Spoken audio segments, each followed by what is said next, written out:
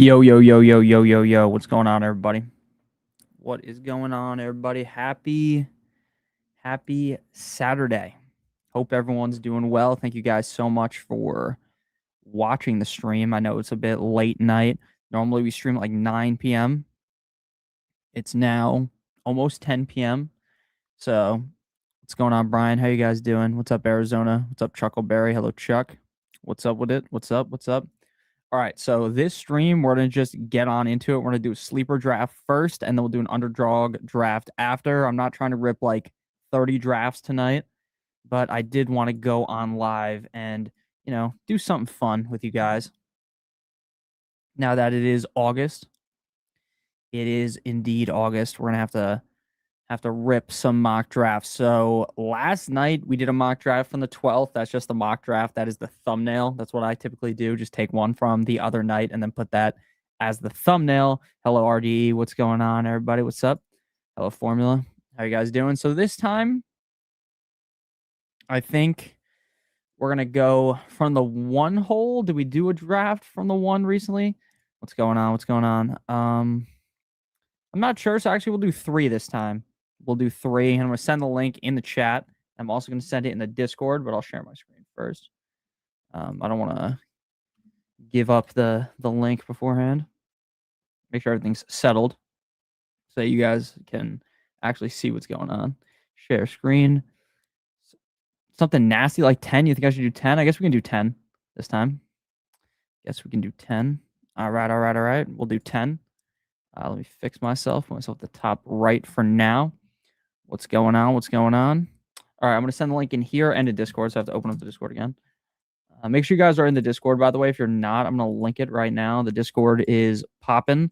My goal is to hit 500 people in the Discord this season. So we're going to go from the 10 hole. I'm going to send the link now in here.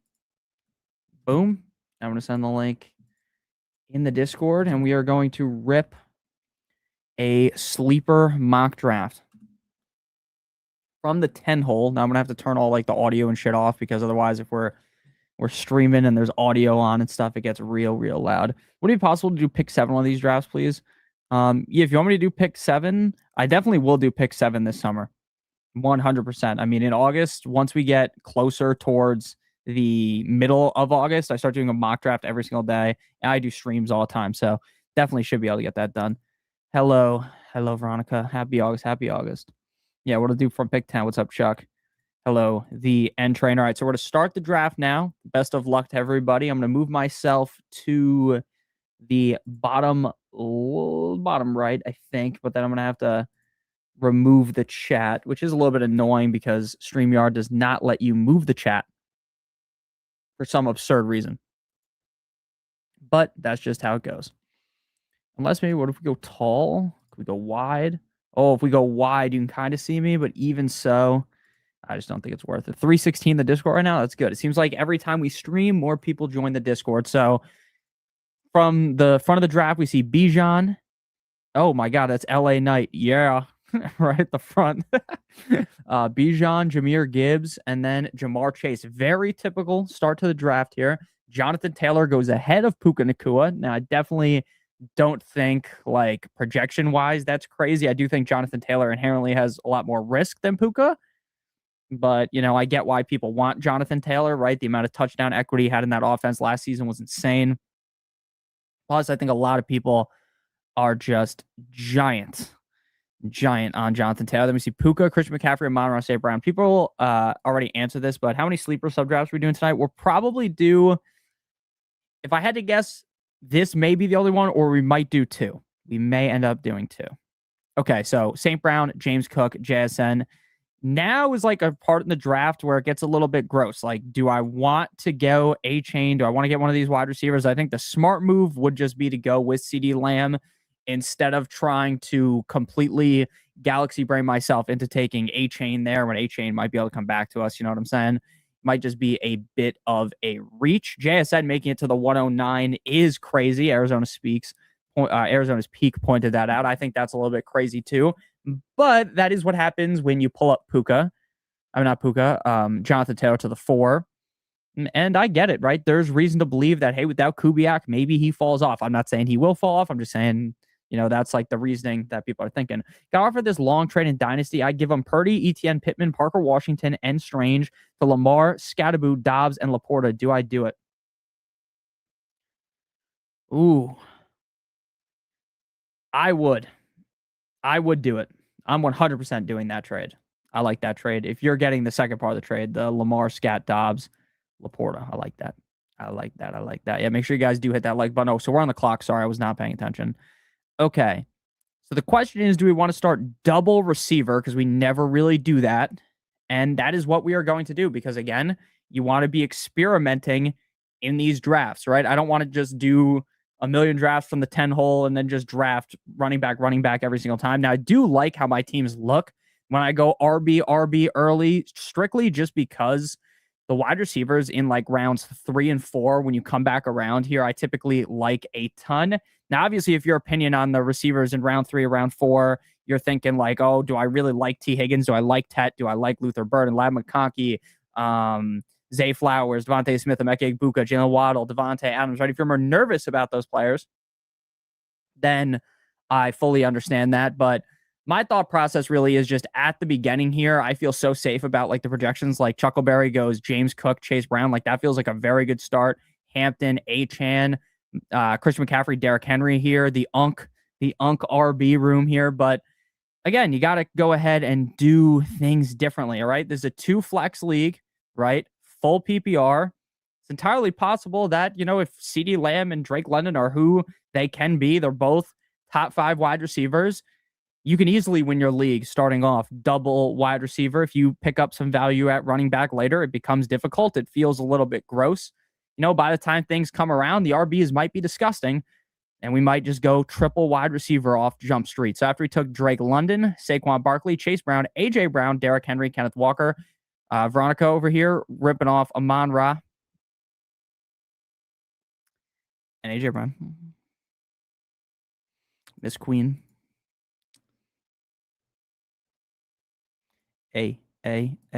Solid start from Dab and Queen. I agree. Dab going JT, Nico Collins. Again, no one has done anything crazy yet. As we say in all these mock drafts, none of you guys do crazy shit. Jay Jett has fallen to the end of the first round. Is so sad, man. Terrible quarterback play. Rude his ADP. I agree with you. It is sad. Let's go Chuckleberry. I'm shocked to get JSN at the 9 spot. Yeah, I don't think that would be the normal, but is it insane to happen? I would say no. Like, I wouldn't say that's the craziest thing ever. Spam running back so Nick can figure out how to recover. I mean, running backs are going to get spammed by the time I get to pick again. I'll tell you that much. Would you keep Puka for a second or Loveland for a 12th if you had picked 10? Yeah, I mean, I don't know how the fuck you pass up on Puka, even with the humongous value you're getting on Loveland. If I'm keeping it real, I think you have to keep Puka. But since you are picking 10th, you can just double tap RB with Loveland in the 12th. I'm going to be honest with you. I would keep Puka. I'd find it hard not to have Puka. Howdy, what's going on, Robert? JJ and Genty, I am cooking. Can't wait to drastically sell this. Best ball next. So after this, we're either going to do one more sleeper and then a underdog, or we're just going to do an underdog one and get off. It depends kind of how fast this goes. Sometimes the sleeper ones take a while. Sometimes you guys go much quicker, and it's a lot easier for us to rip another one. We like London over the second round running backs. I don't know if I can trust people once they get the big contract. It's not that I would, like, realistically, based on my rankings, I probably would take Saquon Barkley, Chase Brown over Drake London, and my rankings are going to be released on Patreon tomorrow. Likely, if not tomorrow, then Monday. I have to go ahead and get the bye weeks fixed because the bye weeks are messed up on there, and I'm not like an Excel guy. No idea how to use Excel, so my buddies helped me do that.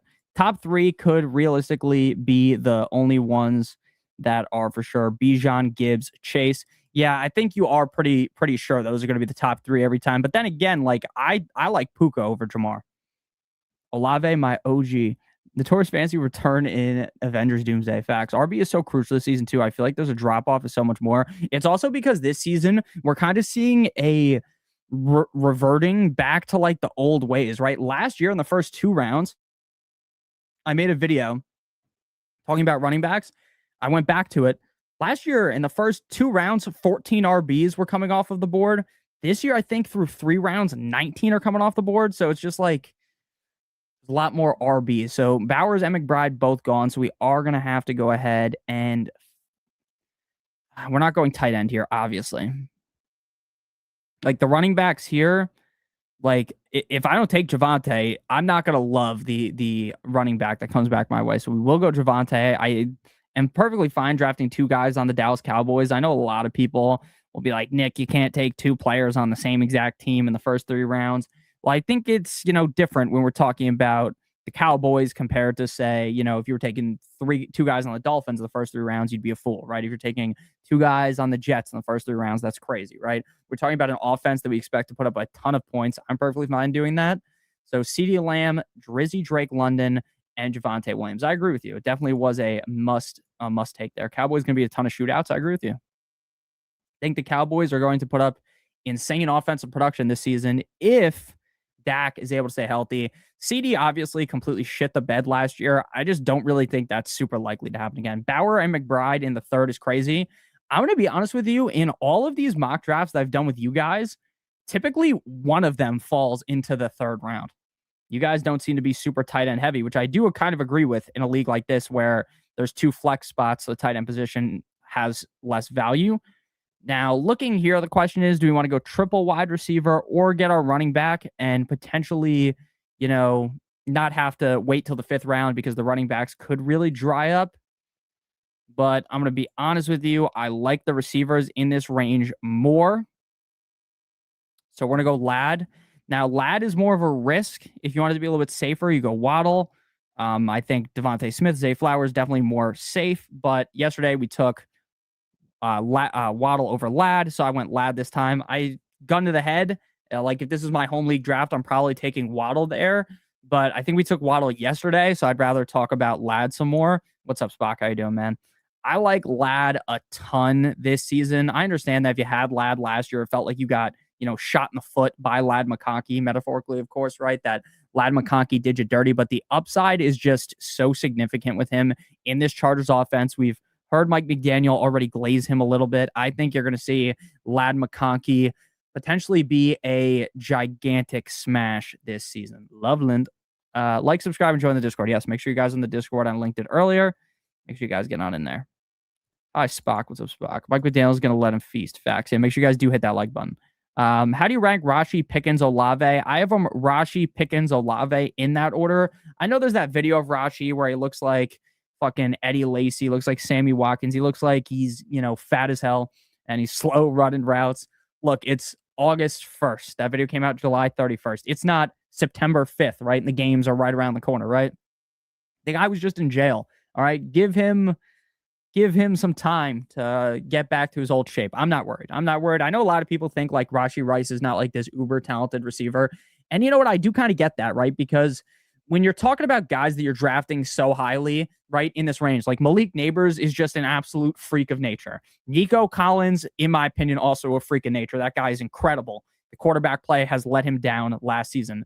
Rashee Rice doesn't have that same pedigree as those guys. Like when I watch Rashee Rice play, I'm not thinking this guy is someone 10 years from now. I'm telling my kid, man, you wish you could have seen how just elite Rashee Rice was. But he's elite in fantasy football because he's clearly the number 1 target. There's a million guys injured on the team, like Xavier Worthy hurt again. Shocker, guys. Shocker. And Rashee Rice just gets a lot of volume. He is just a volume king. And sure, he might not be the best receiver ever, but if he gets healthy and stops looking like Kelvin Benjamin, then yeah, things are going to look up and up. I also see so many fades on Waddle in my mock drafts in my league. Yeah, it's very easy to argue to fade Waddle. Not if you like realistically really think of things. Like if you think of, hey, he's on an offense that's going to throw the ball a ton, let me draft him, right? Like logically, it's easy to figure out why you should draft Waddle. But the reason why you fade Waddle is you drafted him last year and he fucked you. You drafted him 2 years ago and he did the same thing. You drafted him 3 years ago and he screwed you, right? 3 straight years of reaming you in fantasy. But Waddle is now in a different scenario. Clear wide receiver one. I feel really good about Waddle. Rice is a top 4 in targets per route run with a quarterback like Mahomes that has monster potential. I agree. I was banging the drum for Rice last year. It would have worked. Had he not have gotten like suspended and things like that. But yeah, like Rashee Rice went on the field, Mahomes feeds him. There's no doubt about it. He is going to get a ton of volume every single game. Every single game, he gets fed. Like the biggest competition in the offense right now is Travis Kelce, who is just like fat as hell. So, he's also looking fat and he's looking old, So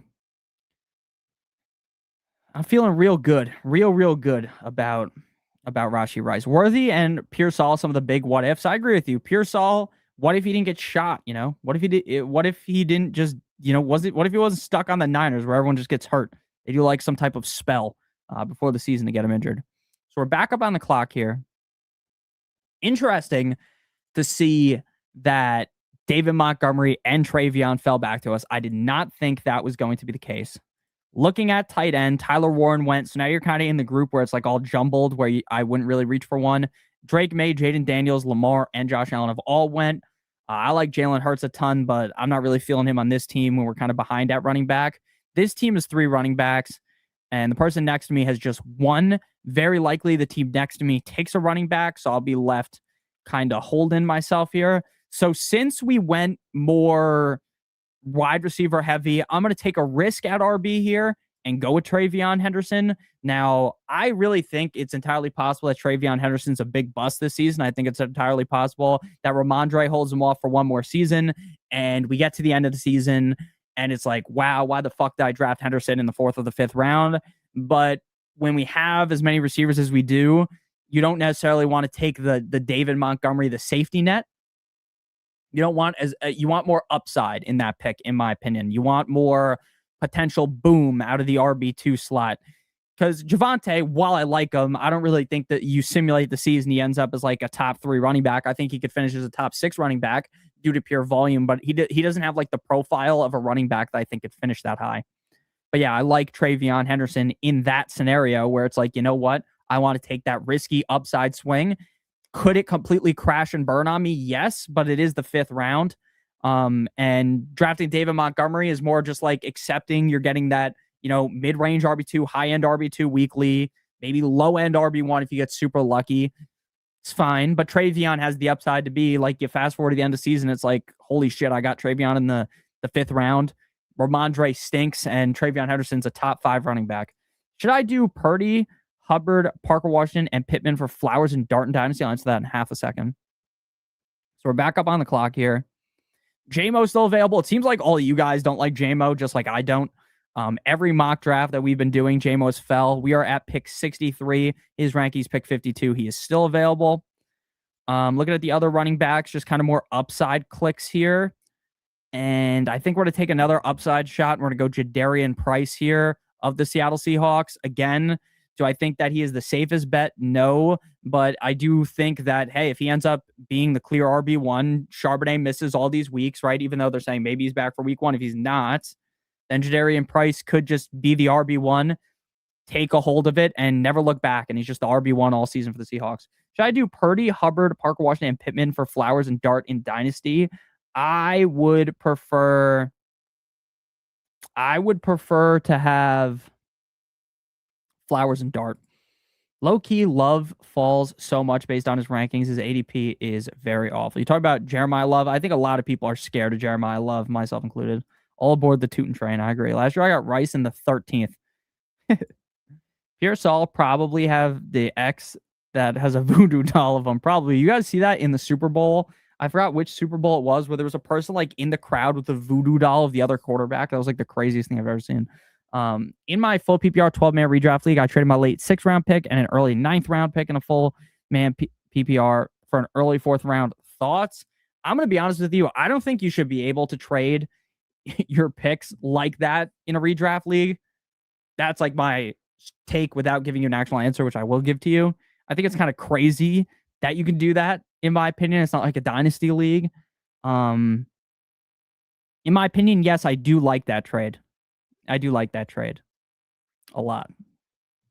I've been drafting Chase Brown over CD. I think that's fine. Like, again, I really, really, really, really, really, really, really, really like Chase Brown. 3 of Travion's 4 longest explosive runs last season were against stacked boxes. He has a really dynamic playmaking ability. Yeah, he does. He does. Travion is very, very, very, very talented. But again, like, look, I'm not big on Travion just because this kind of feels like one of those scenarios where, again, I drafted him because I like the upside, but you could blink, the season ends, and it's like he's held back heavily by Ramondre, and then Ramondre's not back there next year, and then Travion Henderson's like, you know, the greatest thing since sliced bread. We saw him in those 3 games without Ramondre last year. It was like, holy shit, like, I can't believe I drafted this guy. He's that good. Peter Carroll. Are we doing another mock tonight? Depending on how fast this one goes, we may rip another sleeper mock draft after this, and I'm going to do an underdog draft because the underdog drafts take 25 minutes normally because it's a 20-second pick timer. But we are doing a mock, so I don't want to put you guys on like a 30-second pick timer and have people accidentally autoing in a mock draft just for funsies with all y'all. So based on how this draft is going, again, you guys are very normal. No one goes off the beaten path and does anything insane. Some of your guys' teams I like more than others, but it's very hard for you guys to get like a completely dog shit grade from me. Like, unless you're just really reaching. And like, what I meant by that is like, if you took Brock Bowers at the end of the first and you followed that up with like Josh Allen, I would say that's a pretty rough start, in my opinion, a very hard kind of hole you put yourself in to climb out of, you know? Or if instead of taking Tucker Kraft in the 6th, the 7th, right, he goes to the 6-7 here. Instead, you took him in the 2nd round, right? Then we'd be talking about reaches, but doesn't really seem to be happening in here. Man, Dab God's team, very interesting. Very, very interesting. Goes with like the rainbow draft approach early on. JT, Nico, Bowers, Cam, Jaden, Daniels, Marv, and Dobbins. Very interesting. I mean, just like inherently, and I say inherently all the time, like in these things, I'm just ripping off the dome. When you have 2 flex spots, it's kind of rough, in my opinion, to go quarterback and tight end both in the top 5 rounds. But none of that matters if Jaden Daniels is a top 3 quarterback and Bowers is the clear tight end 1. It won't matter. It won't matter at all. It's just going to be like, it's kind of gross, in my opinion, entering into week 1 and your wide receiver 2 is Marvin Harrison Jr., right? I think that's a little bit gross. I think a lot of you guys would agree with that. Now, could Marvin Harrison Jr. ball out of control? We know he has the ability to. It's just, will he? You know what I'm saying? Will he actually do that? And that's a big question mark for me, a gigantic question mark for me. Chuba goes at the 7-6.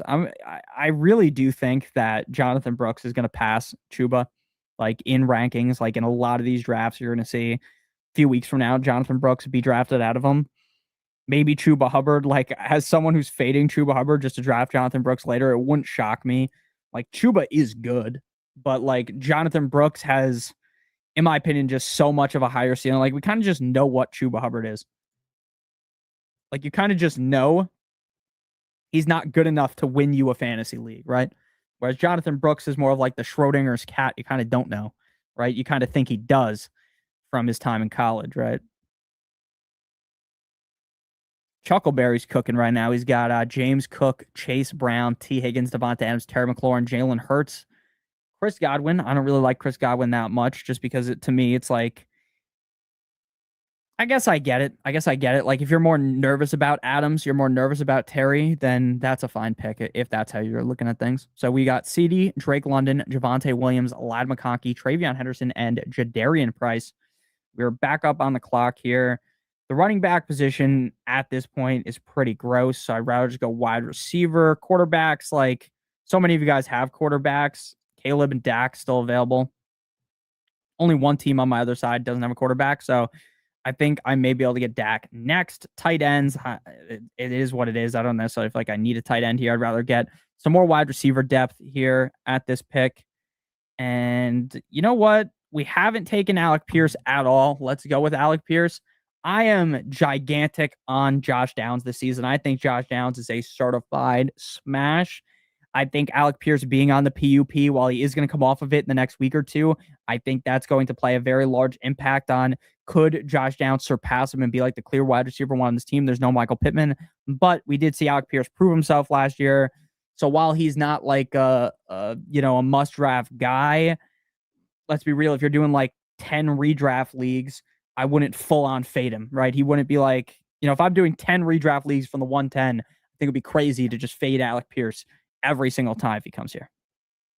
100 people and only 15 likes. Yes, please make sure you guys do hit the like button. That is the best way to help out the stream. Unless you want to just donate me $1 million, that's the best way to help out the stream, of course. But it's always a joke that I like to throw in there. I'm glad that you guys don't take me too seriously. You're doing a second sleeper draft. Honestly, this one's going pretty fast. It's been 26 minutes. So, yeah, I think we're going to do another sleeper one after this and then an underdog one. George building a unique team for the 101. Interesting. Yes, I do like the team from the 101. They have Bijan, Pickens, Olave, who I really like. I heard today, I was listening to my friend Danny. He was streaming and he was talking about Chris Olave and like how he's kind of more anti Chris Olave. And I do kind of see the argument, right? If Jordan Tyson is that good, but they did just pay him. Money talks.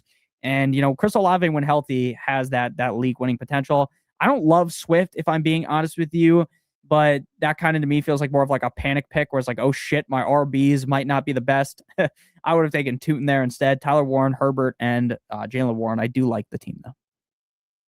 We're back up on the clock here. Dak does not go, so he will be our pick. We're going to stack up Dak with Javonte and CeeDee Lamb. Is 3 Cowboys too many? I don't know. I don't think so in a league where you're starting one quarterback, 2 running backs, 2 wide receivers, 2 flexes. If this was just a 1 flex league, probably would be.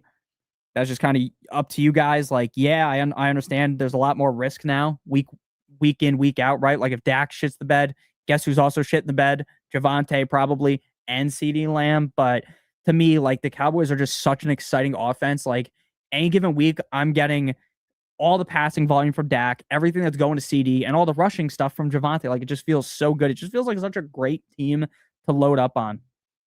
It just does. And again, for some of you guys, that's like a huge no. For some of you guys, that might just be amazing. Now, do you have to stack in your league? No, I will say that a million times till it's backwards. You don't have to do that. Don't you think Jalen Hurts' value drops without A.J. Brown? Sure. It does technically, but they also just drafted Lemon. And just like what Chuckleberry said, the tush push is overpowered, man. The tush push is unstoppable. Doesn't matter how good you think the offense, like if you think the offense is going to bounce back from what we saw last year, which I think a majority of people probably do think, right? Kevin Patullo is an idiot. So I think they're going to be able to figure it out. And I think you're going to see a much better version of the offense, and you just get all those free touchdowns. Tony Brown, Tony Pollard. You guys see the Tony Romo video? We were talking about it in Discord, where Tony Romo gets arrested for DUI, DWI, whatever you call it. Don't drink and drive, guys. Especially, like the one thing I never understand, man, is like, if you're look, I would never drink and drive. I don't. I'll just call an Uber. But I understand in some scenarios where it happens, like it makes no sense why someone with the money Tony Romo has is drinking and driving to me. That doesn't make any sense. Tony Romo has fuck you money. He doesn't need to do that. Now he lost his job as on the call for the game. Now you don't have to hear him on CBS. I don't know, Jim. What are they going to do? Like that shit just is so stupid. Should I take my shoes off? I'd be dying. It was a funny video though. I won't lie to you. Yeah, I might have taken a flyer on Bucky or Tootin upside over Swift. I don't think Swift is necessarily a bad pick per se, because Swift is like just like the safe bet, right? Like what if Tootin doesn't work out? He could be just Tootin. While I love Tootin, could just easily be a bust, right? Where Swift probably not going to bust. He's just going to be more reliable, more safe. Cowboys team for Nick. I've got Tootin the RB1. My team is around having different bye weeks for my starters. That's fair. I don't really care about the bye weeks at all, to be honest with you. I've said this like a gazillion times, but like, bye week number 11, right? We have Travion, Drake London, and Jadarian Price on bye. I feel like my team going to be so different by week number 11. Almost time for the golden, baby. Formula, I like Swift, Ben Johnson offense, solid floor if he stays healthy. Yeah, I think he's more of a floor play. Monungai going to break out a little? Yeah, I mean, I also do think Monungai's really good. Now, again, I don't think Monungai has like the pass catching prowess of Swift. But Monungai is just going to be more annoying in terms of like, hey, he could vulture a couple of touchdowns. He could just be annoying enough to where it kind of pisses you off. You know what I'm saying? Rather than Monungai being like a league winner. Monungai becoming a league winner would be 100% on Swift getting hurt, right? If Swift got hurt, that's what would really open the door. We still don't have a tight end, but like that's okay if I'm being real.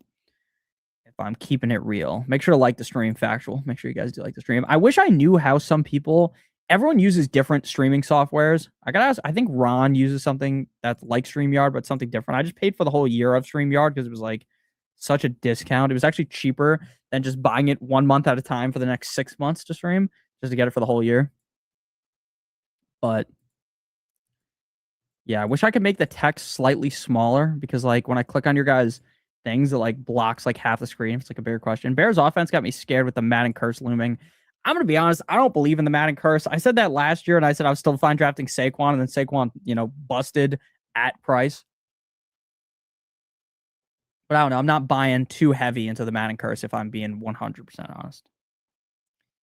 And Spock sent the link to the Discord. Please make sure you guys are in the Discord if you are not already. We always get 5 to 10 people in the Discord. It seems like every stream. So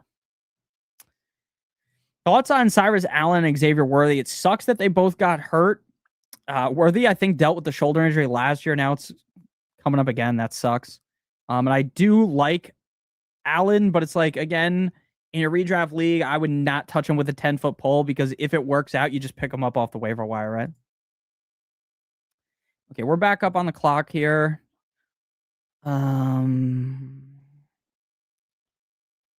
go Jordan Mason. I've been drafting so much Jordan Mason. I think I'm going to have to move him more up the rankings. I fucking love Jordan Mason. I love Jordan Mason this season.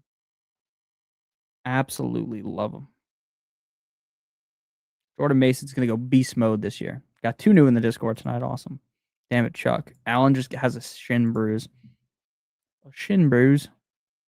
Yeah, it's not as bad as initially rumored, where people were thinking like, oh, he's just fucked. He's just like out for the season. I was between Diggs and Mason. I decided to go with Jordan Mason just because my running back room isn't as good as my receiver room. Is not as good. Definitely not. Now, it's hard to, like, when I'm drafting against all of you guys, right? I know it is just a mock draft, so I'm not going to get on here and get all pissed off if you steal the guys that I'm thinking about, but I find it hard to mention exactly who I'm going to pick before I get, like, up to bat. I got a fuzzy feeling about Tesla. I mean, Tesla is good, but there's just way too many people on the team. Laporta, JMO, Monra, Gibbs, like there's just way too many cooks in the kitchen for Tesla to do anything unless someone gets hurt. Now, if someone gets hurt, then we might be talking about Tesla. If 2 people get hurt, man, Tesla's like a top 24 receiver. Just because of the situation that he's in and because he's proven to us like he does look good in small sample sizes.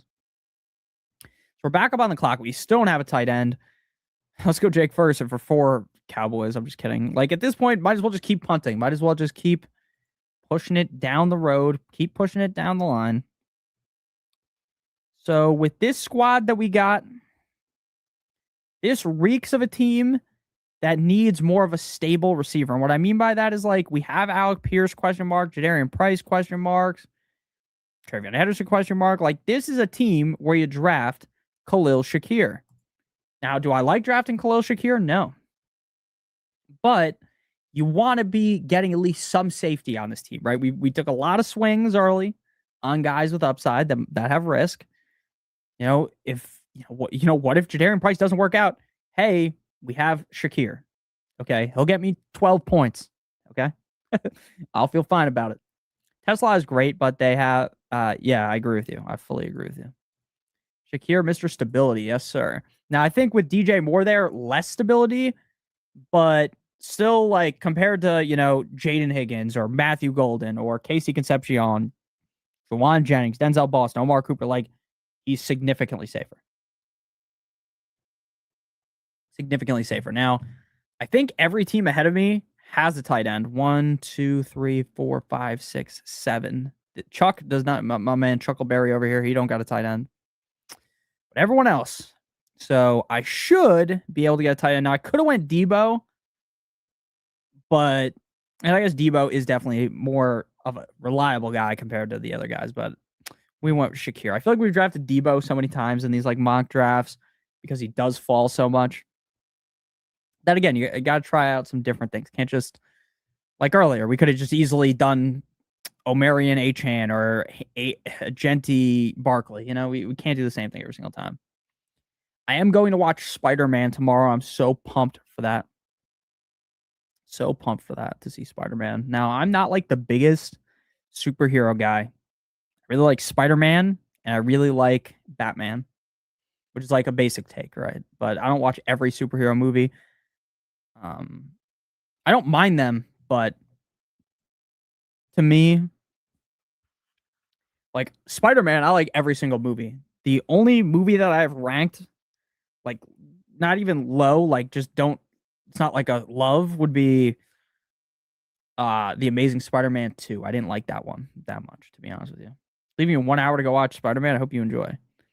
Spider-Man was really good. That's what I've been hearing. A lot of people saying it's like a nice 8 plus, an 8, 9, or 10. It's hard though. Like superhero movies always get a shit ton of hype. I mean, I saw Odyssey last week with my dad in IMAX. I mean, I thought that was one of the best movies I've ever seen. Now, again, is it like, top 5 movie? No. To me, it's like, top like 50 movie I've seen, but still pretty good. Don't blow my tight end coverage. I don't think anyone else is taking a tight end until we're back up, to be honest. Spider-Man 2 is the best. I like Spider-Man 1 better than Spider-Man 2, but it is kind of a toss-up. I remember watching Spider-Man 1 and 2, like in my parents. We had a van growing up. It was purple, maroon. It was more like maroon. And it had like a VCR in it. And we'd put the VCR in and I would watch Spider-Man 1 and 2 so much. So that's just why I like it so much. Nah, Amazing Spider-Man 2 is the best Spider-Man movie. That's a hot take. I don't think it's actually bad by any means. Like it's still good, but it's like not as good as the other ones. And I agree with you. I think Tobey is the best Spider-Man. Some people are now saying though, some people are saying now that they think Tom Holland is the best Spider-Man. It's very interesting, especially people that are older and like, people that were the age that I was, like when Spider-Man came out. I'm 27 years old. Like for people to say that, like normally it's like, oh, the people that were younger when Andrew Garfield was the guy, they like Andrew Garfield. I was young, I like Toby. And the younger kids now, they like Tom Holland. So interesting to see. Tom Holland is good for both Spider-Man and Peter Parker. I agree. I like Tom Holland in the Odyssey too, and people were like shitting on him, saying he gave like a bad performance. I didn't think so. I did not think so. I did think it was weird though that Tom Holland was Nathan Drake in Uncharted. Even though like I didn't think he did a bad job, it's just like you would expect Nathan Drake to be like more of like a Robert Pattinson type, someone like that, or maybe like Jacob Elordi. In my opinion, Tom Holland's just like kind of little. I wouldn't imagine in my head Nathan Drake, like someone that played the Uncharted games, he's like bigger than Tom Holland. Okay, more tight ends are going, so I completely fucking lied, Chuck. Mr. Chuckleberry, we're fucked, dude. I read Spider-Man when it first came out in the comic books. I was around 10 or 11. I used to buy it with my allowance. That's awesome. That is awesome. You still a comic book guy, Spock? I, as a kid, liked reading comic books. There was a comic book stand by me, like not a stand, but like a store next to where my high school was, and I did like reading it. I did like reading comic books when I was younger. I don't like it. Like as an adult, I have not read a comic book in a while. 55 years ago. That's so awesome. I just don't spend my money on anything woke or scary. What would you consider as too scary for you to watch? I don't think the Odyssey is very scary. I don't think Spider-Man's very scary. Oh my god, there was a fucking ad before the Odyssey for this movie that was called like Other Mommy or Second Mommy or something. Oh my, the jump scare got me so good. Like I was just got in the theater. I was like 10 minutes late, not to like the theater, but to like the ads. So like I didn't miss any of the movie, but I sat down and like literally 2 minutes after sitting down, I got jump scared so hard. 8chan highlights look like Spider-Man facts. 8chan is Spider-Man. Spider-Man. Spider-Man. Obsession with my your wife made you watch it. I watched Obsession. I really liked Obsession. I didn't think it was that scary, if I'm being blatantly honest. It's more of a psychological type of deal here. Okay, so we need a running back on the squad. Let's go Kamara. The under the table scene had me cooked. Me too. Chuck with dirt in the 11. I always spend money on woke stuff. Spock's a very woke guy.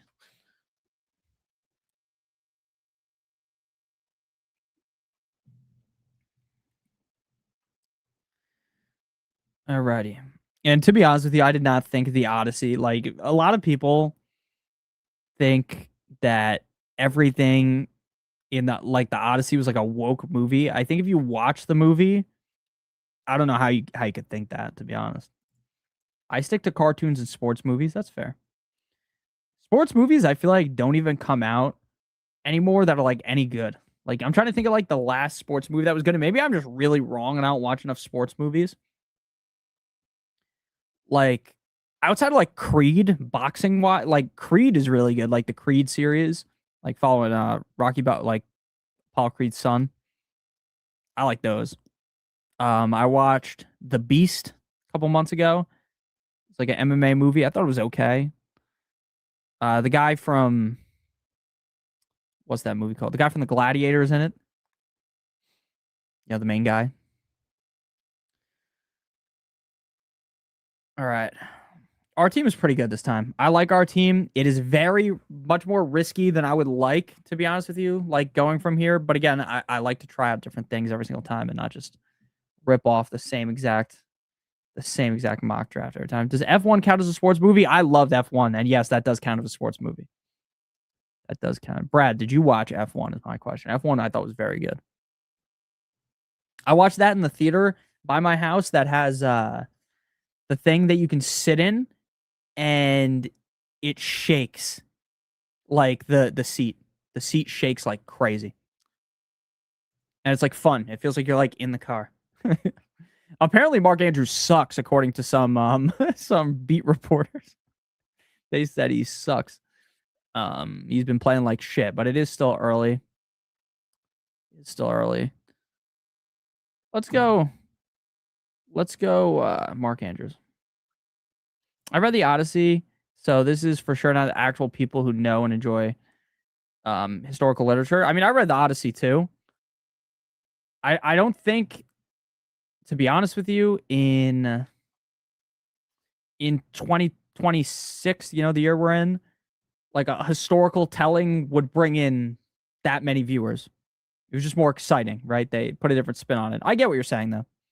Definitely isn't the most historically accurate, right? They have their armor looks nothing like what their armor should look like, you know.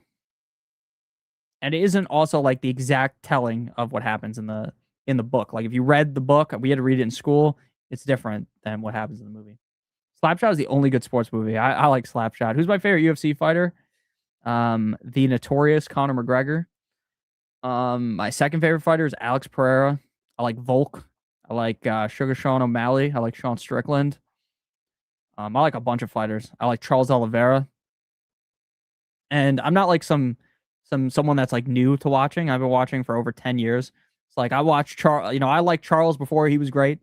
I liked Volk when he had hair. Yeah, I mean, I liked Pereira before he even had the belt. Sugar Sean, all that stuff.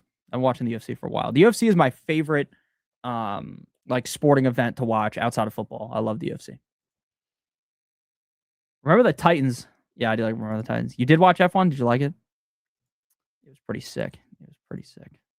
Sandlot. You've never seen Sandlot, Spock. My only complaint with the Odyssey was that it kind of felt like Odysseus teleports. Yeah, I think that was also my complaint with Game of Thrones. I don't know if you guys watched Game of Thrones, and I'm not going to spoil anything, even though the show's like really old at this point.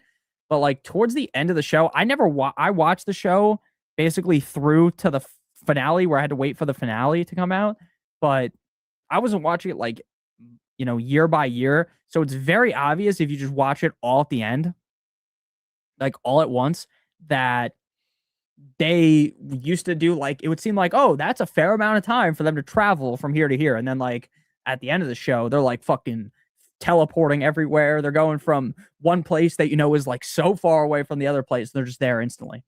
I'm gonna grab Darnold strictly for the bye week purpose. That's fair. That's fair. Do you watch House of the Dragon? I did watch season 1 and 2. I have not watched season 3 yet. I think I'm just going to binge it once it's done. Is it done yet? I don't know. But once it's done, I will watch it. I don't think I wouldn't really compare the Odyssey to Game of Thrones. To me, the Odyssey gives more. I guess I wouldn't say. I mean, I love Gladiator. I guess it's not the same thing as the Gladiator, but it had Gladiator vibes to me. I thought it was sick. Thank God we took a quarterback early, by the way. A lot of you guys are taking 2 quarterbacks. And if I waited, till my last pick, Diego Pavia, the GOAT, I would have had to take like Kyler or something, which I guess would be fine, but I'd prefer Kyler to be like my quarterback too. Have you seen the Night of the Seven Kingdoms? No, I have not. I know I have to watch that too. My problem is I've been on like more of a movie kick than a show kick. And when I do watch TV, typically I just watch The Sopranos for like the 1000th time, or Entourage, or The League. I just kind of like shows that I've already watched. But rest in peace to Big Pussy, by the way, from The Sopranos. He passed away today. That guy was awesome. He's also in Gotti. I just can't do a 4'11" girl's Achilles. I don't even think Achilles was in the movie. Am I crazy for that? Is that Heisman candidate Diego Pavia? It is. Heisman legend. I don't even think Achilles was in the movie. Achilles is in Troy, though. I'm pretty sure. Like the other movie with Brad Pitt. I've never seen that one. Okay. Let's go receiver. And we're going to go for upside. Go for more upside here. And we're going to take the pick quickly. Let's go Stribling. Maybe everyone else on the 49ers just ceased to exist. Debbie does Dallas. I've heard of that one. I've never seen it. Got to get that second quarterback. Fair. Okay, so we're going to give everyone a quick grade. Then we're going to do another sleeper mock draft. And then maybe an underdog one, or maybe we just get out of here. Okay, pick 1. Bijan, George Pickens, Chris Olave, DeAndre Swift, Tyler Warren,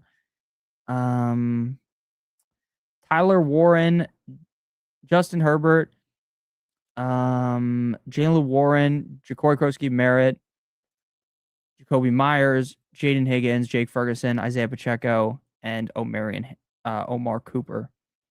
I almost called him Omarion Cooper. I do like your team. Again, I think DeAndre Swift's a little bit more of a safer bet. But overall, this team is pretty good. This is a solid B+, A-. Team 2, Jahmyr Gibbs, Malik Neighbors, love that. Jeremiah Love, I don't love Jeremiah Love, but I get it. I don't like Garrett Wilson, but I get it. Yeah, his character was Sinan in the movie. Sinan. I'm not going to spoil anything, actually. Never mind. I'm not going to spoil. The text is like 3,000 years old, but what happens in the movie is slightly different, so I'm not going to spoil anything. But yeah, Achilles is not in the movie. Jalen Waddle, Garrett Wilson, RJ Harvey, Michael Wilson. This team, again, I don't love Worthy. I don't love Garrett Wilson, but I do think this team is put together very well. Smart, like, you take where they take the running backs and receivers based on where they started. This team, if they didn't take Jeremiah Love and they took Jacobs, would be like an A. This is more of like a B+. Jamar Chase, Rashee Rice, Josh Jacobs, Bucky Irving, Drake May, Jordan Tyson, Cortland Sutton, George Kittle. This team has a lot of players that I'm heavily targeting. So this one's also an A. True Dab God goes Jonathan Taylor, Nico Collins, Brock Bowers, Cam Scottaboo, Jaden Daniels, Marvin Harrison, J.K. Dobbins, Wandale Robinson, Jonathan Brooks, Casey Concepcion, Tyler Algier, Jalen Naylor, and Brock Purdy. I don't normally love taking a tight end and quarterback this early, but Dab God did a great job at landing the plane here. Asdick goes Puka, Ken Walker, Trey McBride, Devontae Smith, Quinshon Judkins, Jameson Williams, DK Metcalf, Jordan Addison, B-Rob, Aaron Jones, Keaton Mitchell, Jared Goff, Diego Pavia. Diego Pavia makes this team an A+. But in all reality, this is more of a B+ range. McCaffrey, Henry, the Unk start. I love this team. Tet, Zay Flowers, Mike Evans, Kraft.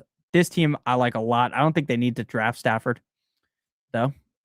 A-. And again, none of you guys really fucked up, and I will tell you if you messed up. Amon-Ra, A.J. Brown, Kyron Williams, Colson Loveland, Bajal Tootin, Joe Burrow, Parker Washington. Nice Jacksonville stack there. Monungai, Kenny Gainwell, Debo, Matthew Golden, Rashid Shaheed, and Jordan Love. I like this. I get why you took Jordan Love because you're more nervous about Burrow, but I probably would not have taken a second quarterback. Yeah, we're going to do another sleeper mock draft. I'm going to, send the invite out in the chat now. We just did pick 12, so we're going to do 1 this time. I'm going to send the link in the chat right now to the second mock, and then we'll start that right when I'm done answering everyone's, grading everyone's team. Okay. McCaffrey, I think I already looked at that one. This one. I like this one a lot too. Getting AJ Brown. AJ Brown feels like a fucking first round pick or early second round. You get him in the middle of the second round. That's so good. James Cook, Chase Brown, T. Higgins. This team, Chuckleberry drafts exactly how I draft. So it's a fucking A+. JSN, Saquon Barkley in here. Once this fills, it's about to fill. I'll start the draft up in a second. JSN, Saquon Barkley, Breece Hall, Lamar Jackson, DJ Moore, Christian Watson, Sam Laporta, Rico Dowdle, Jaden Reed, Charbonnet, Rodriguez, Isaiah Likely, Sam Darnold. Don't think you need to draft Sam Darnold, but otherwise, pretty good. I like that one. My team, I'm going to be honest with you, I don't love my team as much as I would have if I went running back heavy early. There's a lot of risk at running back. This team has the potential to win the league, but it has a lot of risk in it, so it's more of like a B+ type of deal here. This is not the best team I've drafted on stream. Justin Jefferson, Ashton Genty, and did we fill this one? We filled the other one. Okay, so I'm going to start the other draft. I'm going to flip the screen over to here for half a second and then grade the other teams. So I'm 101 in this draft. We're going to go Bijan. I like Bijan over Gibbs. If you like Gibbs over Bijan, you can do whatever. You can do that. Justin Jefferson, Ashton Genty, Josh Allen, Luther Burden, Dave Montgomery, Carnell Tate, Malachi Lemon, Stevenson, Diggs. Okay, so I would not have went Lemon. If you went with a different receiver instead of Lemon or just a different position, I'd like this team more. I also don't love taking a quarterback early, but I feel like this team's pretty good outside of Lemon. Omarion Hampton, Achane, Egbuka, ETN, Adunze, BTJ. This team took a lot of guys that I am targeting. I love starting Omarion Hampton and Achane. With getting Egbuka there. I love this team. Okay, back to this one. Bam. Learn from the best. Thoughts on Breece Hall? Breece Hall is one of the best running backs in the NFL. But he's on the Jets, and the Jets are bad. Now, can Breece Hall be good if the Jets are bad? Yes. Does it make it harder? Yes. So we ripped one more sleeper. I know you sent that before. Good job, Chuckleberry. And make sure you guys are in the Discord box. Sent that link in the chat. Okay. Bijan, Gibbs, Jamar, Puka, JSN, Amon-Ra St. Brown, Christian McCaffrey, CeeDee Lamb, Jonathan Taylor, and James Cook. I think someone said Fins up earlier. Fins up. What's up? How you doing, man? Fins up. Fins up, baby. All right. It is very interesting, though, to see, like, in all these drafts, just like how different the first round kind of is. Like, previous years, you could kind of just, in your head, you just know draft's going to go like this, the first 6 picks. Hardly deviated from. This year feels a little bit different.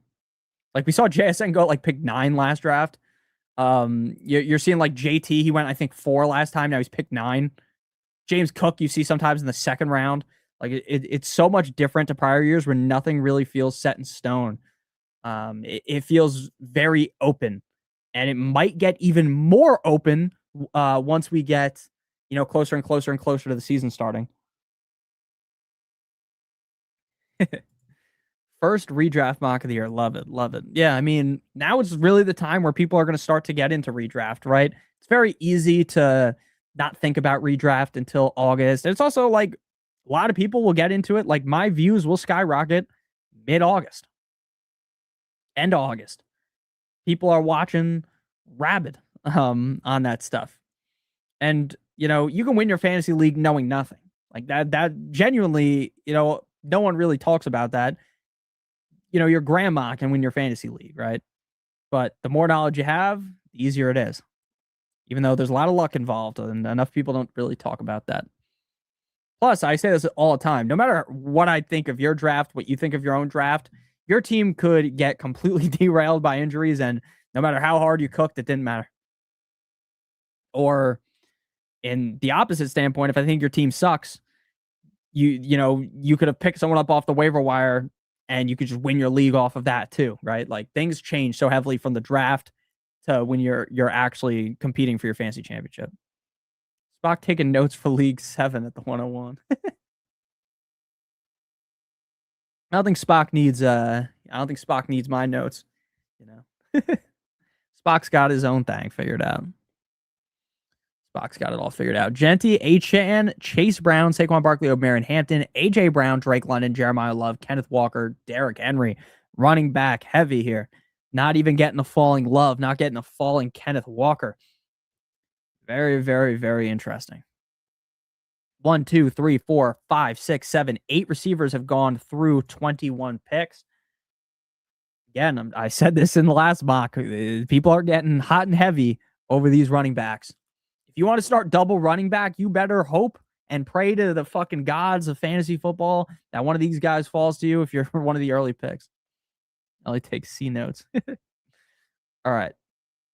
Yeah, like running back at this point, like I'm not taking Josh Jacobs at the 212, even though like you could. I mean, the receivers here are just too good. So we're going to go Rashi and we'll go Malik. Again, Rashi Rice is fat. Rashi Rice this, Rashi Rice that. Season doesn't start for over a month. What's the exact fantasy? Let me tell you the exact amount of days we got. We got 38 days until the start of the season. We're still far away, guys. He could still look faster, a couple weeks from now. And Neighbors, all things said and done, like if you're doing your home league draft at the end of August or early September, like people draft at all different times. Like some people might be drafting this weekend, I know when I was in college and my friends would go away, we would always do our draft at the beginning of August, which obviously hurts more. But it's still, people do it. People draft in the middle of August, right? Like, I think the closer and closer and closer you get to the start of the season, the more you're going to see Neighbors keep peaking up the draft. Like, if you're your home league draft right now, people might not be as plugged into what's going on with Neighbors. Like this weekend, you might be able to get Neighbors at the 3-6, right? Then you fast forward a week. Now he's early third. Then maybe he's late second. And then maybe he even crawls his way up to the middle of the second around where Drake London went. Nick starting out hard as a rock. Yeah, I love this team. Bijan, Rashi Rice, Malik Neighbors. Love it. Now, there's definitely risk with both Rashi Rice and Malik Neighbors, right? Rashi Rice might just go bananas and do something crazy and go back to jail. And Malik Neighbors might not be 100% healthy. But again, that's the risk I am willing to take to win my fantasy league. Now, I should have been drafting more Malik Neighbors on Underdog a few weeks ago when he was going like round 5, and I didn't because I was scared. I was rightfully scared. I mean, there were people that are doctors coming out on Twitter and being like, you know what? Neighbors might not be good till week 5. Neighbors might not be good till week 6. And I was like, holy shit, that doesn't sound good. That sounds scary because if you're coming back in week 4, you're not going to be yourself in week 5 or 6, right? Whereas now if he's starting in week 1 and they're ramping him up, he'll be really good by like week 3, week 4, 100% good to go. So it's a lot different of a phase to be in right now. All right. All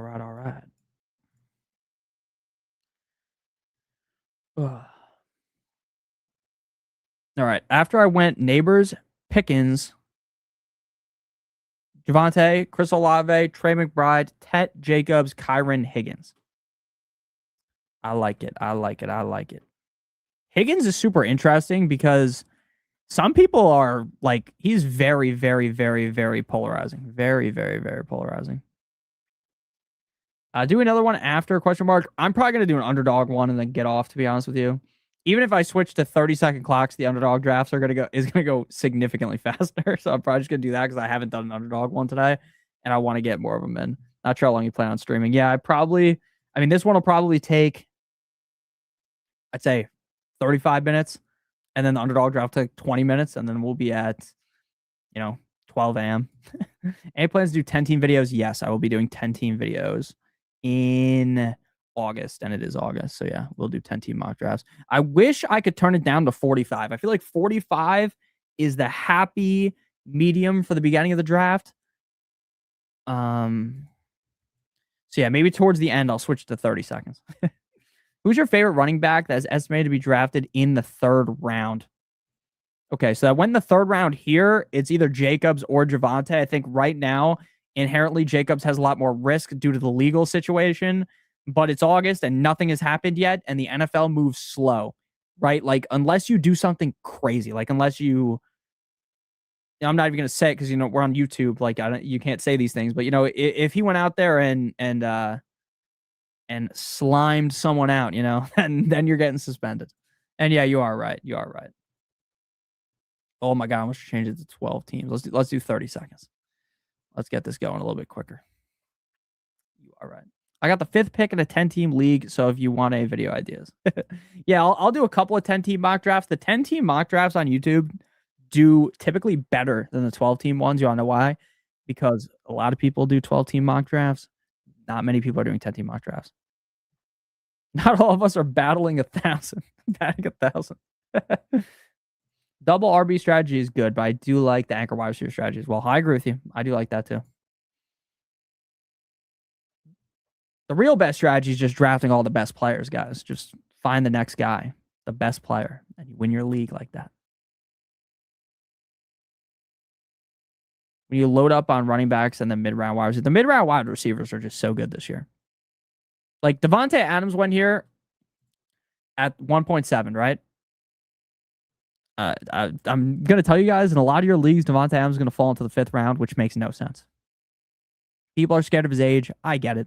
I'm not scared of the age, though. The ultimate best strategy is anchor tight end. Heavy tight end. Triple tight end start.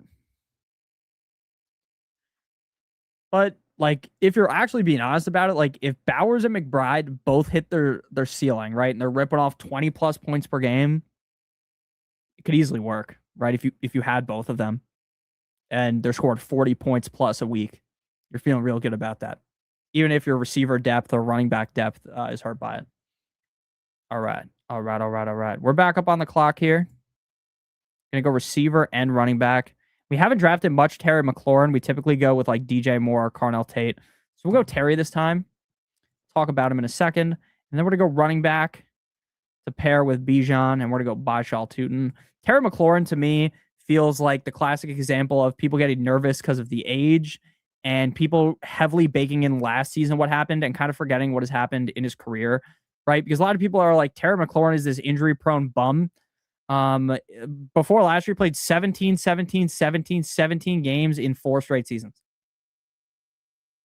The biggest injury risk on the team is not Terry, it's Jaden Daniels. It is Jaden Daniels. I kicked the can at quarterbacks and tight ends. I agree with you. I was able to land Lamb and Dak combo. Yes.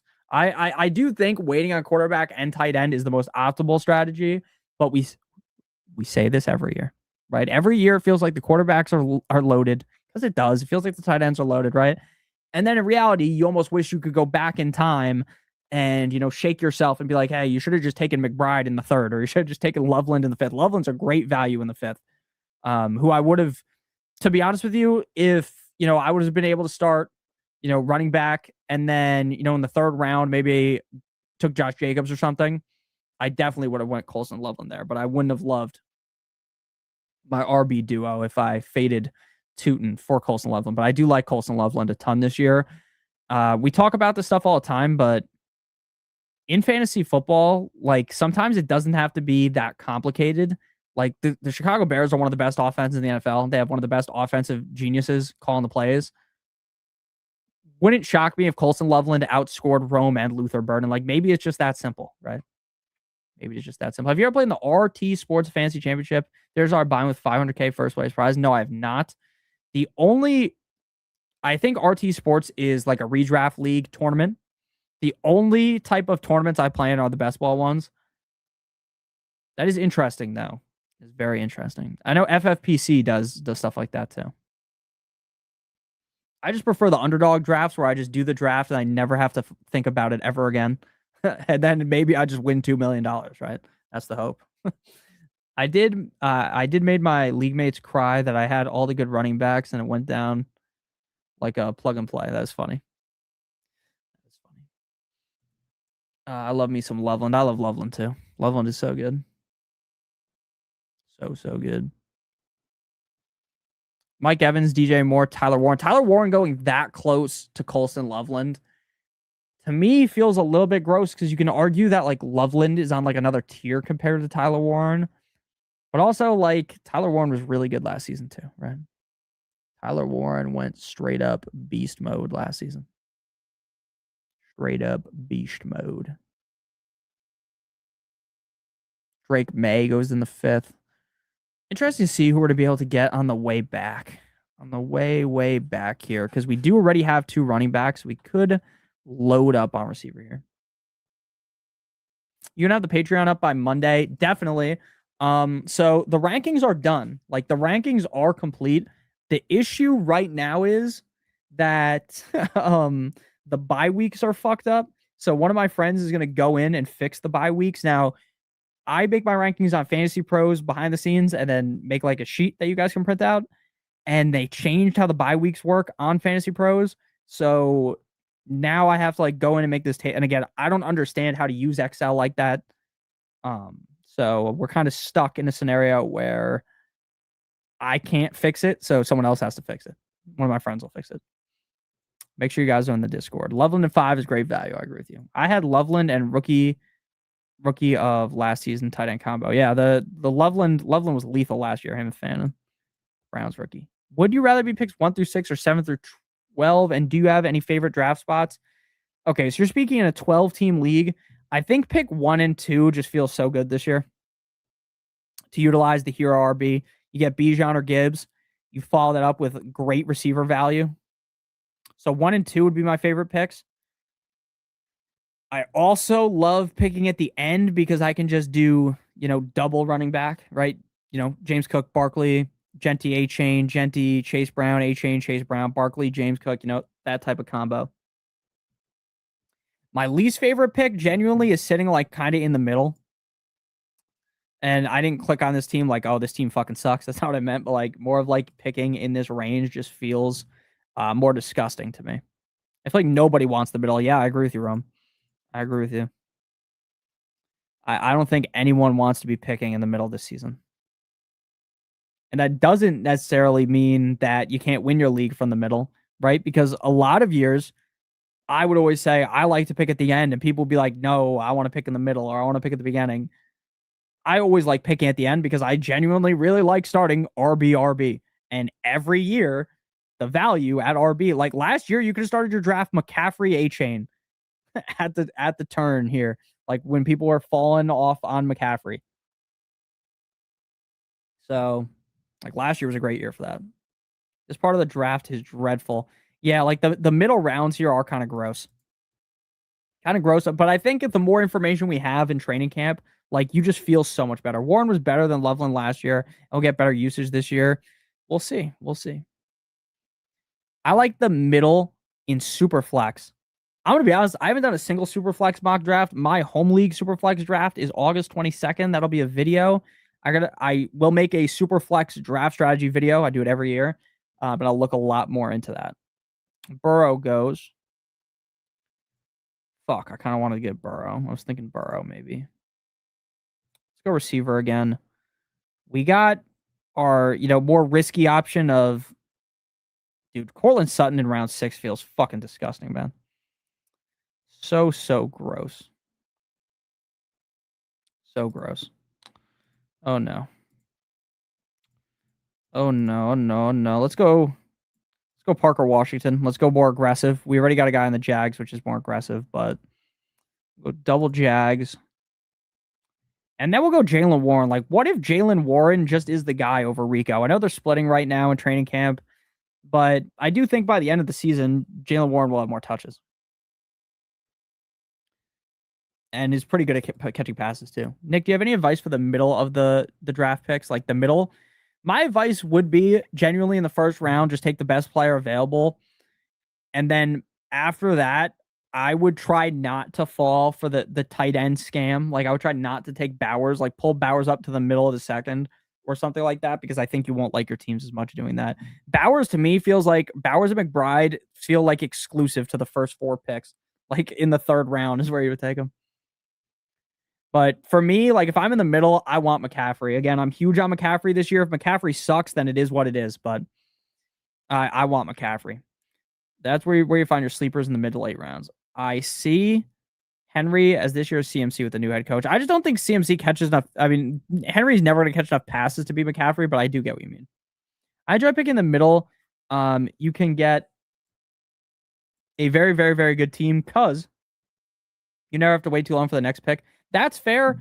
I'd prefer to just pick my guys at the edge because I feel like I can control the draft more. I can make people panic taking 2 receivers, 2 running backs, but that's just personal preference. That being said, I prefer in the 1 or 2 slots so I can get one of those top dogs or near the end. Yes, I agree with you. I agree with you.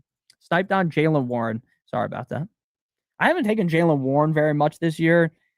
And it's really just because like Rico is good enough to bark up the tree and take away like some work. But like I also wouldn't be surprised if the season ended and like Jalen Warren's like clearly the guy and like you feel like a dumbass for drafting Rico. Like I think that's very live too. So I would like to sprinkle some more Warren in, even if he's more of like a boring play, like a safe flex play. That's still fine. Like especially because we took Parker Washington, who's much more risky. I think it makes a lot of sense to take a guy like Warren in that scenario to balance out the risk of the team. Because like this team definitely has a high risk profile, right? Like look at the beginning of August, like Neighbors is risky, right? Who fucking knows what he's going to look like in week 1? Rashi Rice, a little bit risky. He's looking a bit chubby, you know, not running the routes that you would want him to run like as efficiently. And shout out to everyone watching right now. Please make sure you do hit the like button on the stream. That is the best way to help me out. Helps me out a ton. I like Warren having experience with Rodgers and pass catching. That is true. Yes. I also think Rico snatching the chain of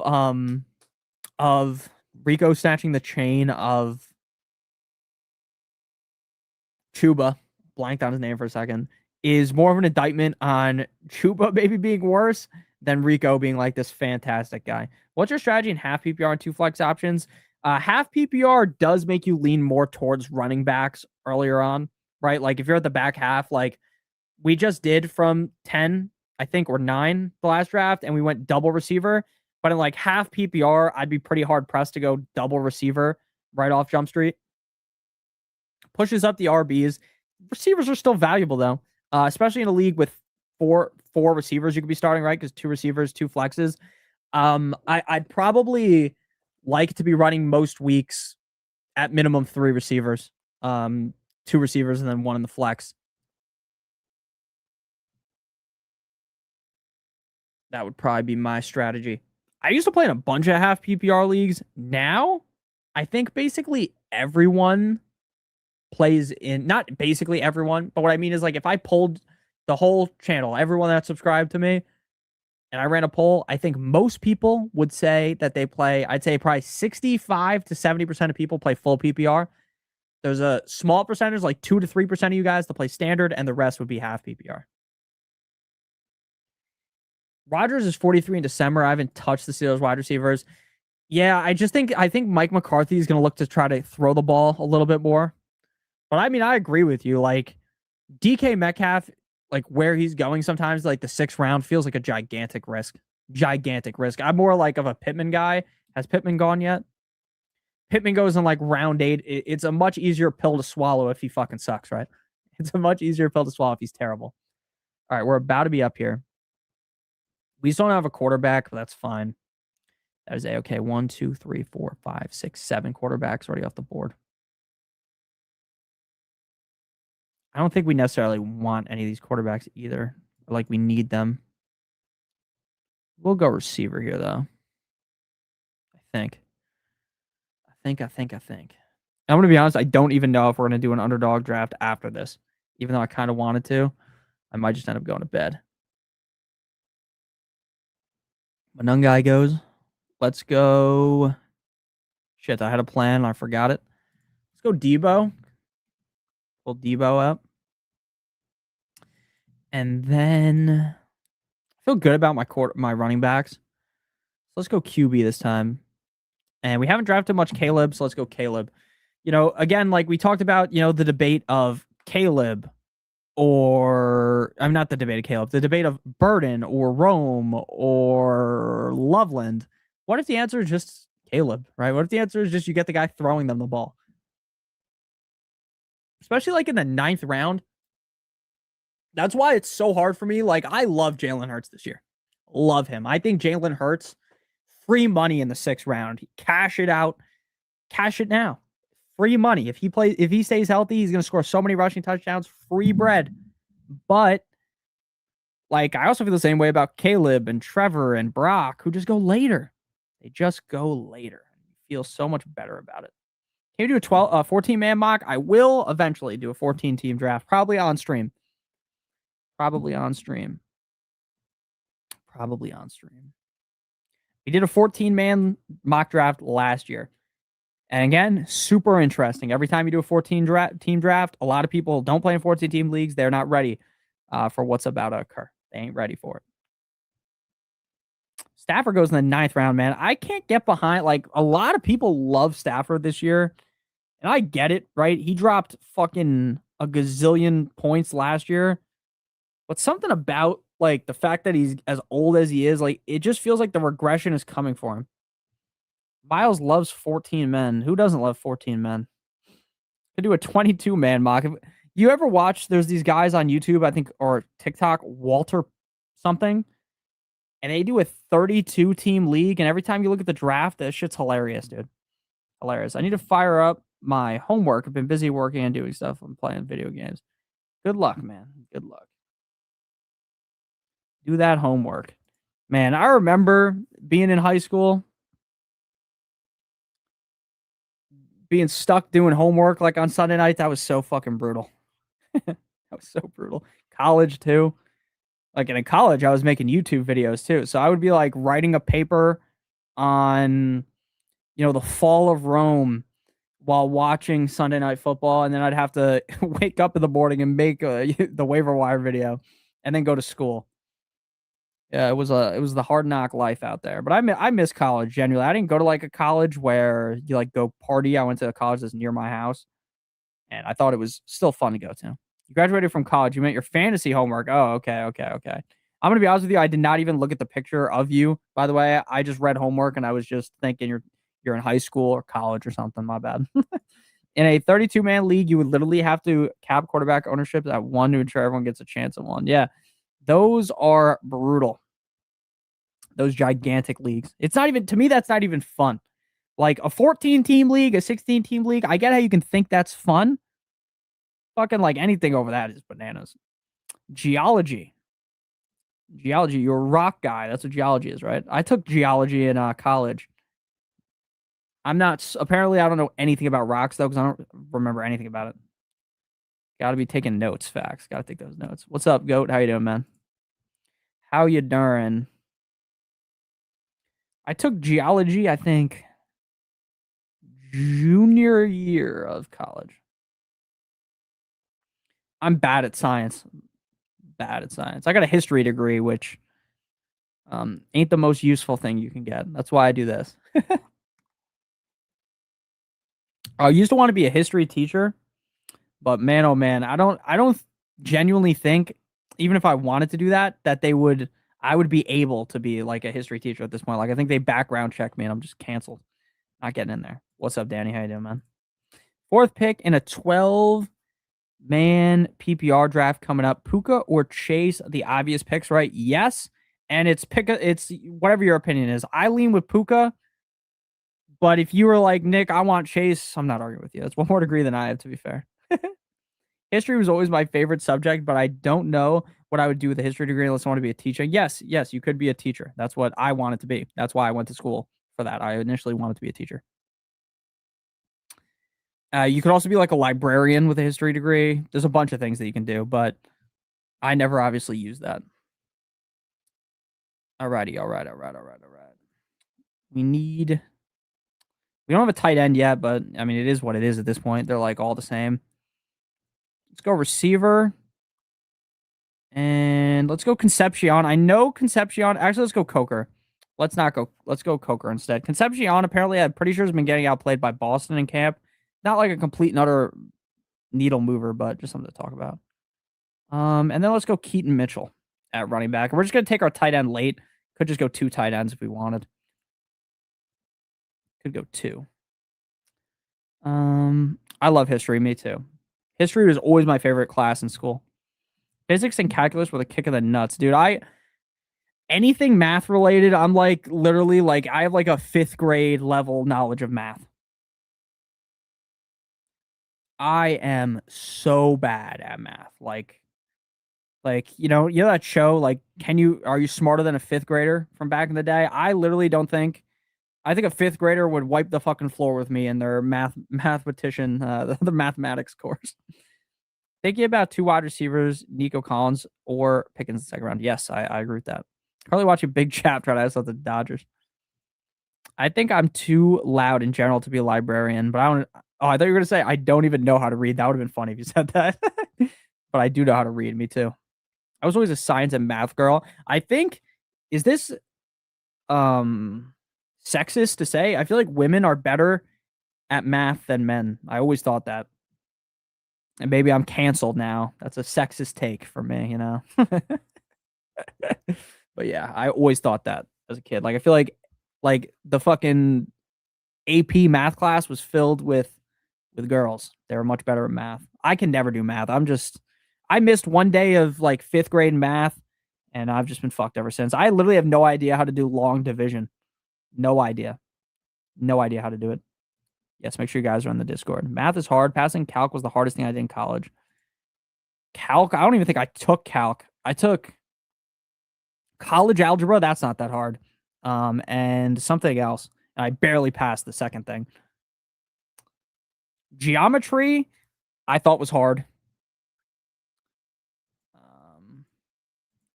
We need a women's studies course, but I will fail it since women are confusing. Women are confusing, bro. They are. I feel the majority of guys are great with pure numbers because they're related to hobbies. Yeah, I mean, I'm good with the football numbers, you know, things like that. But when it comes to, you know, trying to figure out what the slope intercept of something is off the top of my head, I can't figure that out. Y equals mx plus b. You know what I'm saying? Respect. Kenyon Sadiq. Worthy. I'm interested to see, like, is Worthy going to really, like, is he going to move? Is he ever Worthy the shoulder injury? He's believed to be okay. Like, is that going to make him fall even further? Like, I was already out on Worthy, to be honest with you. Like, Worthy doesn't really excite me. Like, oh, yeah, he was hurt last year and didn't produce because of that. Like, I don't know. I think everyone just thinks of that fucking Super Bowl game against the Eagles where they were getting face fucked and he just dominated late in the game and now they love him because of that. Worthy be worthy. Only math that actually matters is numbers if we're being real, like unless you're an engineer or architect. I agree with you. Statistics is barely even math. Yes, that is true. That is very true. Yeah, I mean, I don't know. Like anytime, like any of my friends that are like, you know, they have these smart jobs like engineers. I literally have no idea how they do that. No idea. They should have worded the math story problems in NFL. Oh, you know what's funny? You know what's actually funny? When I was in high school, sophomore year, I got a 7 on a math test. 7 out of 100. 7 out of 100. And the question that I got correct, I just wrote the answer down because I knew what the answer was at the time. And I can't remember exactly what the answer was, but it was relating Peyton Manning's rookie year passing numbers compared to Dan Marino's. And I just knew what the answer was. And I wrote that down, and the teacher accused me of cheating. But I got a 7, so how could I have cheated? Right? Like, I was really bad at math, like, in high school, because I also just didn't pay attention. I think if I could go back, I probably would be way better at it because, like, I actually would have cared about it. You know what I'm saying? Okay. We need a tight end, and we might need two. Let's go likely this time, and then we'll get the upside of Chig. See if one of these guys works. And they both have the they have different bye weeks, so we're all good. Worthy reminds me of Marquise Goodwin. I was gonna say, is the 7 for writing your name? I don't think you even got points for writing your name in high school. I think that was more of like a SAT thing. You take that in Canada, Danny? The SAT, the ACT, is that a thing in Canada? I honestly don't know. Worthy reminds me of Marquise Goodwin. Always waiting for him to break out.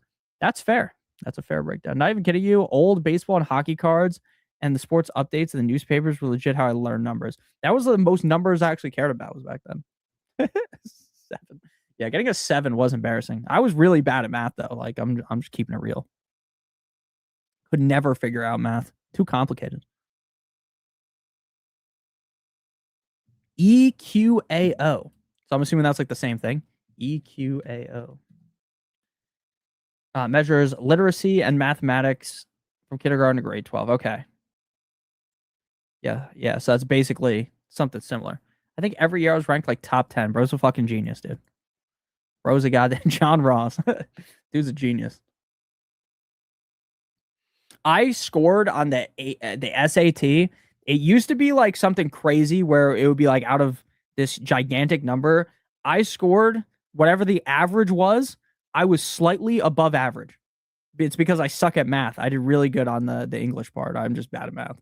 Not gonna lie, I was great with numbers when I was consistent around 90-95% broad math. Data got a 98, bro. Danny's him. He's him. All right, so the draft is over. The draft is over. Great job, everybody. All right.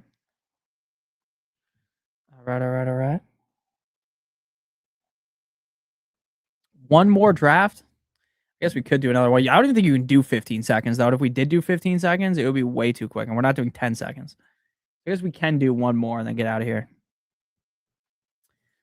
Do you know your name? If you guys do want to do another one, I'll put the link in the chat. Bang. And I'm going to do pick 6. Okay. So I loved my team this draft. I love this team. I don't like Parker Washington, to be honest with you, or Jalen Warren. Like, I'm not sold on them, but I still like this team. The second team drafted quite smart. They waited on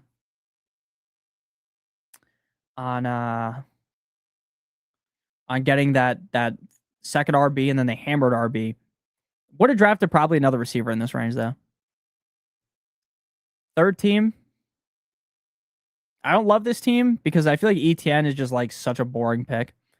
But Jamar Chase, Nico Collins, and Javonte could straight up carry you straight to the ship. Puka, Derrick Henry. All right, I started the other draft, by the way. I put the link in the chat. There's 2 spots left. All the other ones snap filled. So maybe this one, not as much. All right. This team, team 4.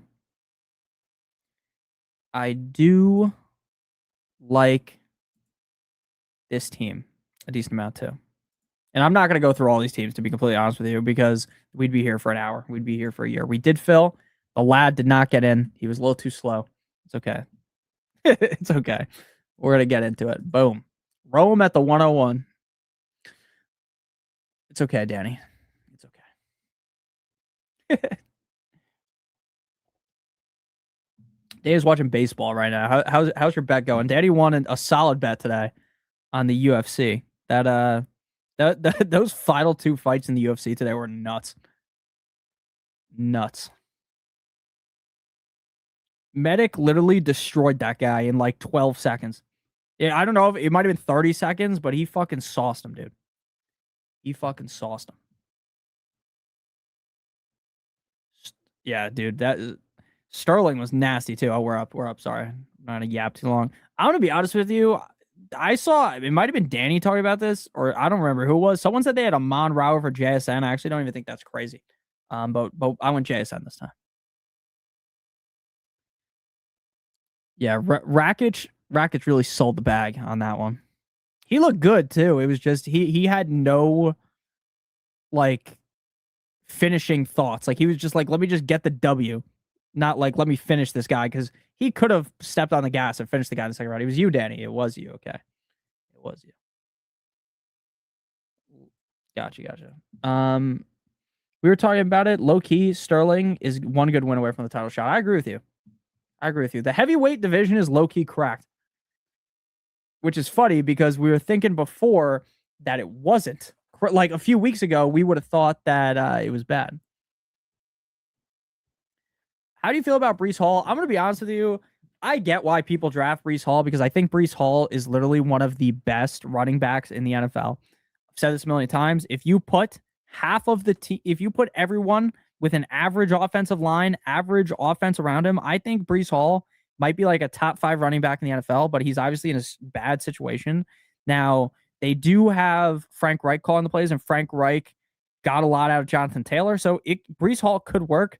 To me, I'm just kind of staying away from the Jets, as I've fallen for the Jets 1,000 times and it's never worked. But if you like Breece Hall, there's a strong argument to be made towards him. So I get why people like him. Round 2 or 3, he fought to hold the lead. I agree with you. I agree. UFC 330 is buns besides the main event. Shout out Mackenzie Dern. She's got the buns, but yeah, it is bad. UFC 330 sucks, dude. Sucks so bad. But 331's looking good. If it's really going to be Charles Oliveira versus Arman, it's looking good. It's looking good. A-Chain and Hall, top 5 running backs and bottom 5 offenses. Jets should have traded Breece last year.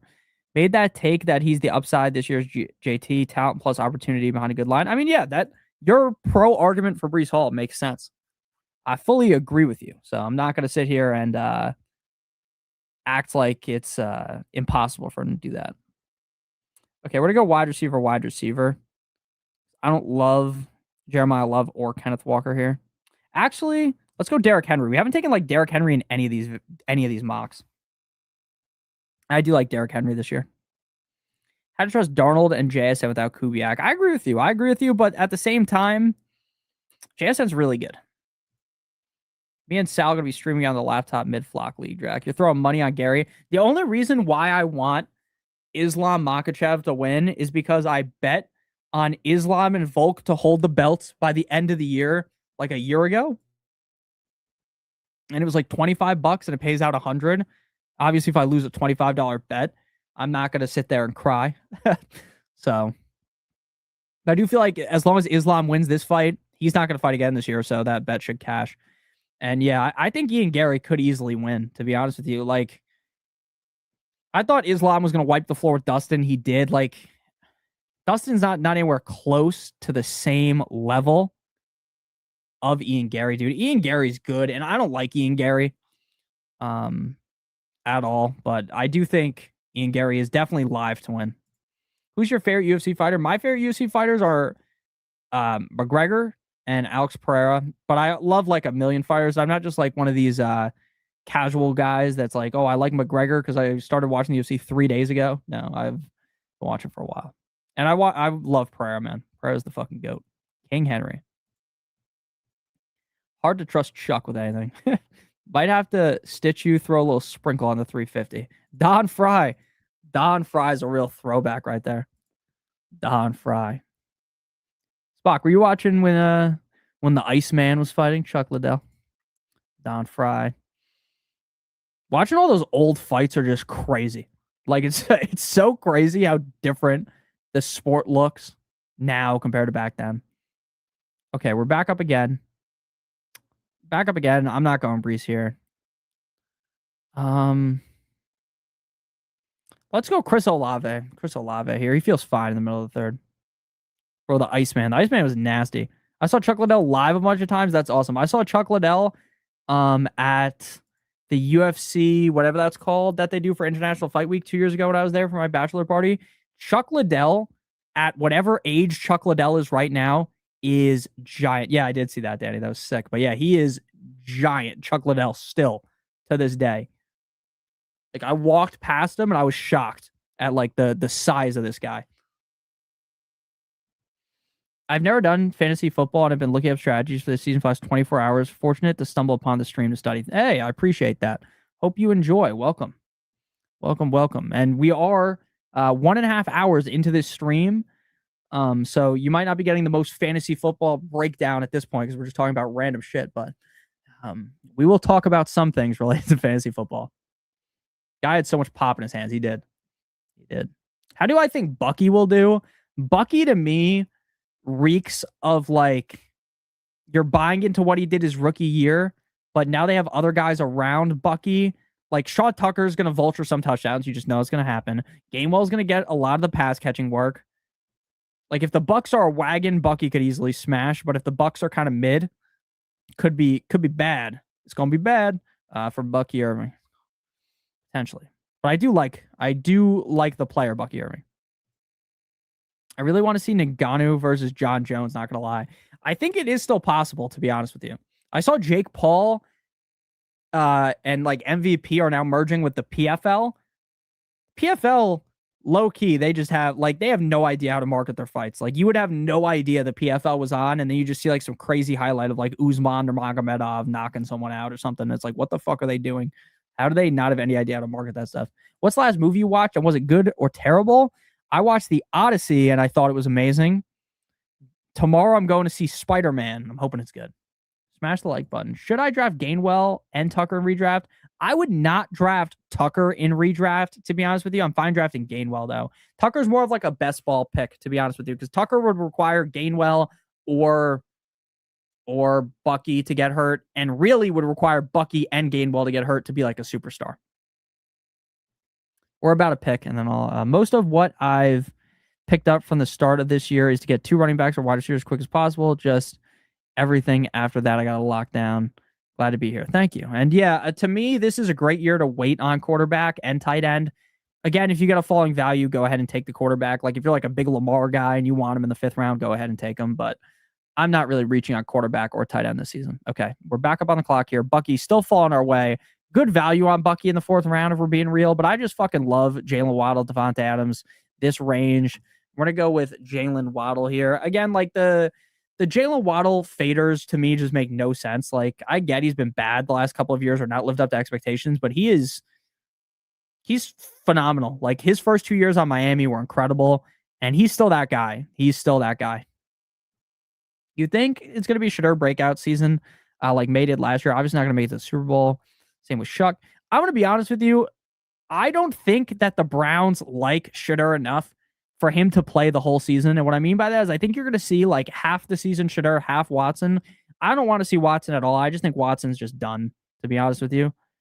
But I think we will see Deshaun Watson at points this season. So I think if Shedeur was to ever break out, it's going to be when he's off the Browns. It's going to be, I guess Baker showed a lot of promise on the Browns and then they didn't re-sign him. What are your thoughts on Zay Flowers? I love watching Lamar. My thoughts on Zay Flowers is really good. My question with Zay Flowers will always be the touchdowns with Watson. I mean, not with Watson, with Zay Flowers. But Zay Flowers is a very talented player. And obviously with Harbaugh out of there, maybe the new offense is heavily focused on getting him the rock. So he does have a lot of upside, in my opinion. What's the earliest you draft Loveland in full PPR? Well, Danny will tell you that you could draft Loveland in round 2.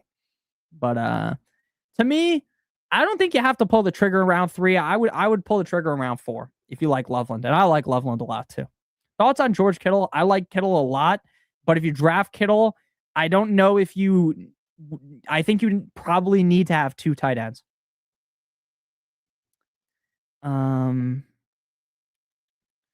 Watson is chips. I just traded my 27 first for Zay. That's fair. That is fair. 27, though, I think the 27 class is supposed to be loaded. Flowers reportedly is the go-to guy, but I think we've heard this before. I mean, yeah, we've heard people glaze Zay Flowers before. Zay Flowers is really good. Again, it's just like for him to be that guy. Like, for instance, like I could see Waddle finishing as a top 8, top 5 receiver, right? Because he can get the touchdowns. I just don't know about if Zay Flowers can. All right, we're back up on the clock here. When that range of running backs where it's like either you're taking upside or you're just looking for like the straight condom wrap of like Montgomery or Swift. You haven't taken Montgomery in any of these mocks. So I would like to get Montgomery once. So we'll go with Montgomery this time. We'll go with Montgomery. I think it would be hard pressed to see Montgomery be a league winner just because like he just doesn't catch passes out of the backfield. Like I don't think he will in this scenario, like with Woody Marks there. Who's your favorite late round RB handcuff they're always targeting? I'm gonna be honest, I really like Keaton Mitchell. Really like Keaton Mitchell because again, Mike McDaniel is just like a run game genius, and I think he's gonna be able to get a lot of things going with him being able to catch passes out of the backfield. And again, the guy just knows how to get guys out in space. Mike McDaniel's a genius. Say what you want about his coaching ability to be like a head coach, he just isn't it. But he's fun. He's fun to watch. Super duper fun to watch.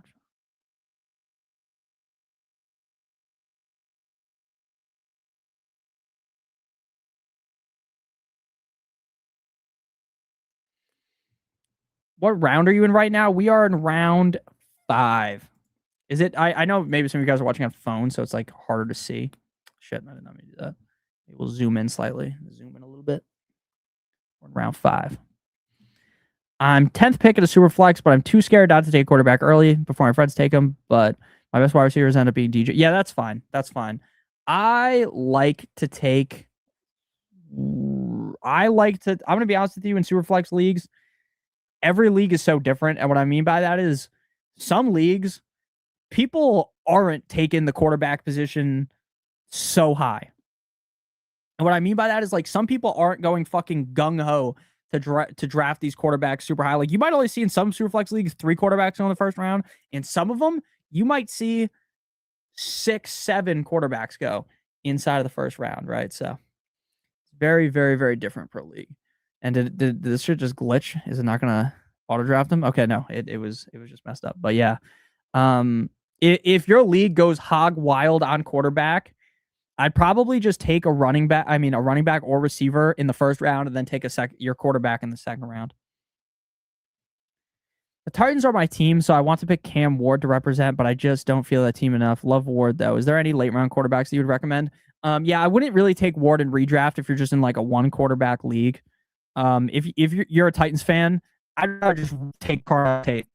And late round quarterbacks that I like. To be honest with you, I don't know what you would consider late round, but like Caleb Williams, Justin Herbert, Dak Prescott, Trevor Lawrence, Brock Purdy are free where they go. Free money in like the 8th, 9th round. No problem, no problem. You sniped me on both Olave and Montgomery, my bad. 5th and 6th team are the best so far. That's one of my teams. I appreciate that. All right, we got to go again. We got to draft again. The running backs here are just straight mid pack. So we're going to go receiver.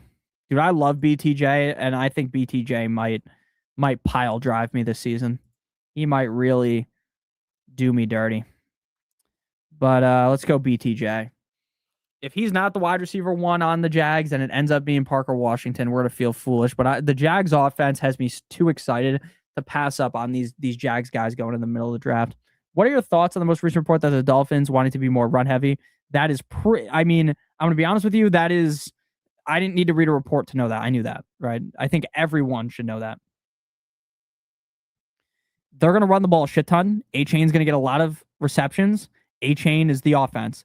What I think a lot of people are misunderstanding about the Dolphins is that the Miami Dolphins have a better defense than anyone will give them credit for. I'm not saying the Dolphins are going to win the playoffs, they're going to win the Super Bowl, anything like that. That would be stupid. But I think the Dolphins defense is going to be much more competitive than people give them the credit for, and they're going to be in more games than people are ready for. And I don't mean like they're going to win games. I mean like it's not going to be like the Cardinals, where last year, if you watch the Cardinals, we'd be 10 minutes into the game and you know it's over, right? They are getting absolutely torched 5 seconds into the game. Whereas like the Dolphins at halftime, they might be down by 7, so they can still run the ball, right? They're not down by 14 or something crazy. So I think a lot of people are underestimating the Dolphins defense. Again, I don't think the Dolphins are going to win very many games, but I don't really see us getting our backs blown out off Jump Street to where they can't run.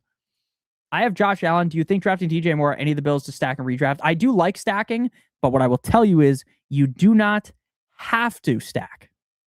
You do not have to stack. Can you stack? Yes. I like to do it. It adds a lot more upside, but I wouldn't go into the draft thinking, oh, someone took, I took Josh Allen, someone took DJ Moore. It's the end of the world. I don't think that way. I do not think that way. Also, why the hell is there such a big gap between me and and this team? It's like my team's scared of Dab God. You see this? I'm like I'm moving away from him. Team 12 is fascinating. Let's see. Saquon, Genty, Garrett Wilson, Devontae Smith, Carnell Tate, Adunze. I do agree. Very high risk with like Garrett Wilson, with Genty. I think is pretty risky, and Adunze, but I do like it. New Titans color scheme is fantastic. I do like the new Titans. Do you prefer super flex or single quarterback? If I was to play in one league, oh fuck, it's my pick. We ain't auto picking on here. We're locked in. DK Metcalf, Alec Pierce, tight ends. Is Burrow still available? I don't like taking quarterback this early, but if you're gonna give me Burrow in the 7th round, I'm taking him every single time and twice on Sunday. Do you prefer super flex or single quarterback? So my answer to this question is simple. If you play in one fantasy league, I think it should probably be single quarterback. To be honest with you, I think it's much easier to understand, much easier to follow. But if you're like me, who play in like a bunch of different leagues, I love the super flex league that I play in. But let me tell you, if both your quarterbacks go down, you're instantly cooked. There's no getting back from that. Super flex is so much different to regular redraft. Like, again, we're talking about it in this video, this live stream, not a fucking video. But like, you can just wait for quarterbacks super late. Like in real life, the quarterback position is the most important position on the field, right? The most important position is the quarterback. But in fantasy, the quarterback position is basically an afterthought, right? So that's what makes Superflex so interesting. But I would say I do prefer single quarterback, but I do like the Superflex league I'm in. Don't want to go Warren, but I had to. That's fair. You're talking about Tyler Warren? Or are you talking about Jalen Warren? Jalen Warren's on Rome's team, so you're talking about Tyler Warren. I like the color scheme, but I cannot stand the... You don't like the new logo? I like the new Titans logo. How do you get in one of your drafts so that I can play against you, LOL? There are drafts going on in the Discord. I'm not in all of the leagues. If I played in every league against all you guys, I'd be in fucking 32,000 leagues, and I try to pay attention to the leagues. But if you want to draft against me, I do these mock drafts that are free, and then I do drafts on Underdog that cost money, but those are actual drafts against me on there. Left League has 6-point passing touchdown. Does that raise the value all that much? I mean, it does raise the value, but it doesn't raise the value. Like, in my opinion, right? 6-point passing touchdown league. It's not like now Josh Allen's a first-round pick, right? Whereas in a Superflex league, he is. If we got more people, we'll fire up League 9 in the Discord. Yeah, but I will tell you right now, by the end of the summer, I bet you guys are at 12 leagues in the Discord. Or maybe even more, to be honest with you. I wouldn't be shocked if you guys have more than 12 leagues with how many people have been joining.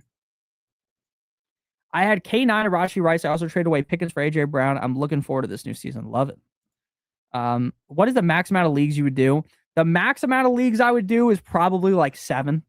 And I think I'm in 6 right now.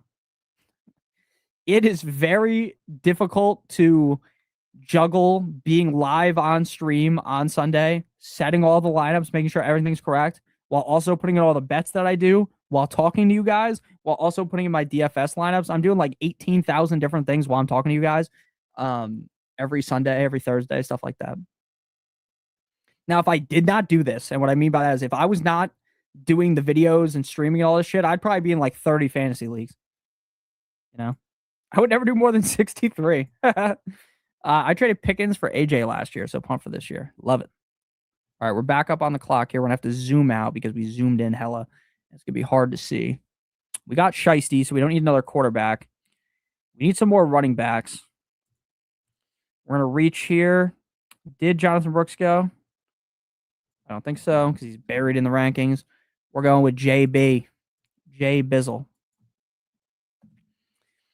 How come Travis Hunter is 100% roster on Sleeper, but he's at like pick 100? Well, anyone that's like in the top 100 is going to be 100% rostered, right? The only people that aren't going to be like 100% rosters, like when you go down here, like Mike Washington or, Braylon Allen, those kind of guys. I don't know how you multitask. I mean, it's just because I've done it for so long, right? Like I was on, like when I worked at Stochastic and we would stream, there would be like, I would be talking and there would be like a producer in my ear talking to me while I'm talking, listening to other people, and also doing all that shit that I was doing. So I'm not very good at multitasking, but I guess I am in this. Are you in any auction leagues? No. I respect people that play in auction leagues heavy. I respect it. I don't know if I can lock in for 3 hours and sit there and do a draft like that. Now, my home league draft is going to take 3 hours because we do it in person and we're drinking, we're having fun. But auction leagues, I just don't know enough about it, so I don't do it. And it's nothing against people that play in auction leagues because I actually think an auction league is probably the most fair way to do things because, if you're pick 3, 99% of leagues, you can't get Gibbs, right? And the auction makes that fair. Are the leagues in Discord money leagues? Some of them are free. Some of them are money leagues. I believe the league that just started was a $50 league. I'm in 3, and I think that's way too many. Yeah, it's all personal preference, right? It's all personal preference. I think the most fun probably would be if I was in just one league that I really cared everything about, right? That would probably be the most fun. But I'm in like a million leagues that I care a lot about. I think just having those 8 players you're rooting for would probably be the most fun because, like, obviously when you're in as many leagues as I am, like, you're rooting for a guy, but you're also kind of hoping he doesn't score a million points, and it's like you're putting yourself in a real pickle. We've been going a lot of Jordan Mason, so this time we'll go Aaron Jones. This time we'll go Aaron Jones. See if he works out. Maybe he's the guy. Right now, 2 are money leagues, 2 are trophy leagues. Trophy leagues. Yes, sir. We appreciate you. Thank you so much. I appreciate you, Alan. I was getting ripped. Forgot I only had Shadur Sanders in the queue. Auto drafted Shadur Sanders at pick 101. Wait, in this draft? Oh no, I thought you were talking about right here. Someone picked fucking Shadur Sanders. That'd be so funny. Sleeper ADP rankings are trash. Every website's ADP is dog shit right now, except for Underdog. Spoiler alert. And I'm not saying that every website has great ADP because they don't, but it will get better. But Sleeper, in my opinion, is the most sharp of ESPN, CBS, Yahoo. I think Sleeper has the sharpest ADP, and I'd say Yahoo second most. Now, NFL doesn't fucking exist anymore, NFL fantasy. My home leagues were all on NFL. Now we're moving all to Sleeper. Crazy. That's just gone. They were like, oh, you want to transfer to ESPN? ESPN, in my opinion, is so bad. I don't know. Something like I wanted nothing to do with ESPN. I traded my first, second, and third last year, but I have Josh Allen, Breece Hall, AJ Brown. God damn, that's crazy. That is crazy. I have to mock draft and work on my round 5 and later picks. There's a lot of time. You got. I know some people that are in over 200 best ball leagues. Lol, DGen. I'm at 182 right now. Probably gonna do another 100 before the season starts. Yeah, well, the NFL didn't really drop the ball. It was because ESPN bought them. But I wish they kept it, to be honest with you. How many underdog drafts have I done so far? I think I have done completed. We have done shit. I guess it doesn't tell you. 45, and I'll probably do well over 100. Is Brandon Aubrey in the 5th round of stretch? Yeah, that's way too high. Way too high. The highest. Listen, I'm not drafting. I think kickers in fantasy are like the biggest kick in the face, like, to fantasy. Like, to me, it takes such little. Like, it's very hard to actually break down which kicker you want. But Aubrey, I'd say 8th round. Like, if you really want Aubrey, 8th round. That's the highest I'm paying. And I'm not doing that. But if you really wanted Aubrey, wait until like the 8th round. I'll be on Yahoo for this fantasy season. Not sure what that lands on the Pantheon of fantasy. Yahoo's pretty decent, to be honest with you. What's Underdog? Underdog is a best ball website. What best ball is, it's fantasy football, but it's just the draft. That's it. There's no waivers, no trades or anything. And It's basically like, sure, you're in a 12-team league, but you're actually going up against a gazillion other people, and the payouts are gigantic if you end up winning. Okay, we need another receiver. Let's go Diggs. Let's go Diggs. I've done 11 best balls this year. That's nice. That's nice. That's nice. I didn't know Underdog existed. If you're new to Underdog and sign up and use my promo code, which is Notorious, if you deposit just $10, you can get my draft guide. That's how much you have to deposit for free to your email. And if you you get a gimme pick, plus you play $5, you get $50 in bonus entries on Underdog. Shout out to Underdog. I've been with Underdog for a while. They're very nice. Very nice. Great success. But yeah, I do a lot of drafts on Underdog. It's just a good way to kill time, and you also don't have to sit there and feel terrible about yourself checking 8,000 lineups every Sunday. Yeah, I love Underdog, and they also drop contests that are like $1, $3, $5. Right now, I don't think any of the cheap ones are out, but they drop them like every week. The cheapest one right now is $5. Single entry, 25,000 first. Surprise, Nick streams are the best streams. That's true. Shout out. It is worth it. It's fun. I have had $285 of pure salt in early drafts. Yeah, it sucks, but when you look at I forgot who won Best Ball Mania last year. The guy that won Best Ball Mania, I'm pretty sure, had two guys that never even stepped on the fucking field, and he won. I think it was Mike Williams was on his team. So it's like, and plus Pearsall wasn't going in like the first 5. It would have been even worse if he was going like the first 5 rounds. You can still win the whole thing without your 9th round pick, but it does suck. I agree with you. If you're pick 11 or 12 and wanted to run 2 running backs, who are your ideal ones? Ideally, if James Cook falls to me, I want James Cook and A-Chain. Yeah, it does suck. All right, let's look at Rome's team here. Rome went Gibbs, Pickens, Nico. Love the start. Then he goes Travion, who to me is like very questionable, not because I think Travion's a bad player, because of the situation he's in. I could easily see things going bad for him, and like Ramondre is just getting a lot of touches, but the upside is like a top 3 running back. So while I do have question marks, like I can't fully judge anyone for taking him. Let's go Gadsden, because we haven't taken Gadsden at all, and he's really good, but like I just worry about Njoku being there. I could easily see him getting cut from our team. JMO, who I'm completely out on, but I love Tucker Kraft. I love Wanda. I love Josh Downs. I love Trevor Lawrence. And you balanced out the risk of JMO with Khalil Shakir. So Rome's cooking. Rome's cooking with gas, as they say. Cooking up some heat. Cooking up some heat. I wish I didn't take Gadsden there, to be honest, and went with one later. But I would also feel very foolish. Like, for instance, if I was trading all these mock drafts like they were my home league, which is how I do it, try to take it seriously, I'd be kind of pissed if I just didn't draft Gadsden a single time in these thousands of drafts that we've been doing, and Gadsden just ends up being like the guy you need, right? Because he was really good last year, and Mike McDaniel does know how to utilize tight ends. Like Mike McDaniel had Darren Waller coming off retirement scoring a gazillion touchdowns, right? Janu Smith, who looked like terrible in Pittsburgh, he was playing amazing, right? In Miami, so. It's almost midnight. We've been streaming for an hour and 59 minutes. Can we rip a 10-second draft after this, Rome? I'm going to bed, bro. What time zone are you in, Rome? Off the top of my head, I don't remember. Are you an EST guy? I don't remember.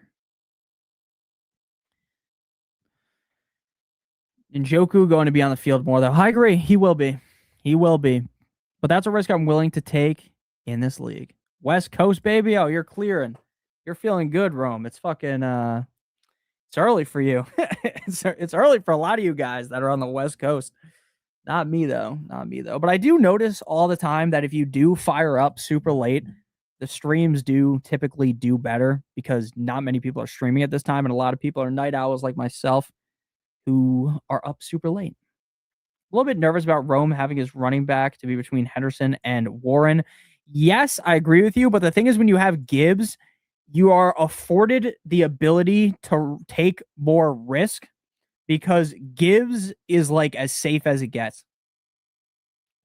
Plus, he also has Pickens and Collins, who are straight up smashes at receiver, and he has an elite tight end, in my opinion. So his team looks very good, and is smart for him to take those risks. I just can't do it with JMO. I don't know what it is. I just feel like JMO is a gigantic swing and a miss that so many fantasy analysts have been propping up for years, and it just never works. It just never works. Algier or Cyphers Allen? I would go Algier. I'm worried about Allen. Like every year, you will hear these guys on the Chiefs that you've never heard of in your life, and they're magically amazing. Oh my God, this is the next guy, right? And then he does nothing on the season. Okay, we need more receivers here. We need more receivers. Let's go Naylor. Naylor, I barely knew her. Yeah, Gibbs is a beast. I would just rather have a more potent RB2 option. That's fair. That's fair. But also when you're at the one hole where Rome's drafting, it's so difficult to love your RB2 because the way the draft falls a majority of time, you would be stupid to pass up on Pickens and Nico Collins, right? Like in my opinion, they both have that top 10, top 12 upside, right? I'd pick one like 2% of the time. I have like a chart. Like if you download some of these like extensions, you can find a chart to see where you're picking normally on Underdog. I'm pretty sure I never have, like there's one pick I'm pretty sure I haven't even drafted yet. Yeah, pick 1 I've gotten twice.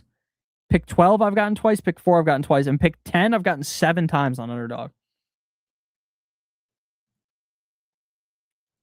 Rome with 2 Lion players. Absolute perfection. Yeah, the Lions are beast mode. The Lions are beast mode. Beast mode. Rome closes it out with Mr. Jake Ferguson. This Honey's Dynasty absolutely loves Matthew Stafford. Respect. A-Chain is starting to fall in a lot of drafts. I'm completely fine with that. I actually think A-Chain is starting to rot, but maybe it's just because like I'm drafting with you guys who might just like A-Chain more because I also like A-Chain. That's possible. Okay, wait, one second. 1, 2, 3, 4 running backs. We need another running back. We need another running back, and we'll just go Dylan Sampson. But yeah, I think a lot of you guys might just like A-Chain because I'm so much more positive towards him. So maybe that's just why I think that. Like A-Chain's ranking on Sleeper is, what is it 11? 11. So, I mean, if people are just, a lot of people are going to be drafting with people that have no idea what they're doing and they're just clicking on the top ranking. And so A-Chain might end up as like a first round pick in a lot of leagues. And, you know, a lot of people would think that's kind of crazy. A lot of people might think that's a little bit crazy.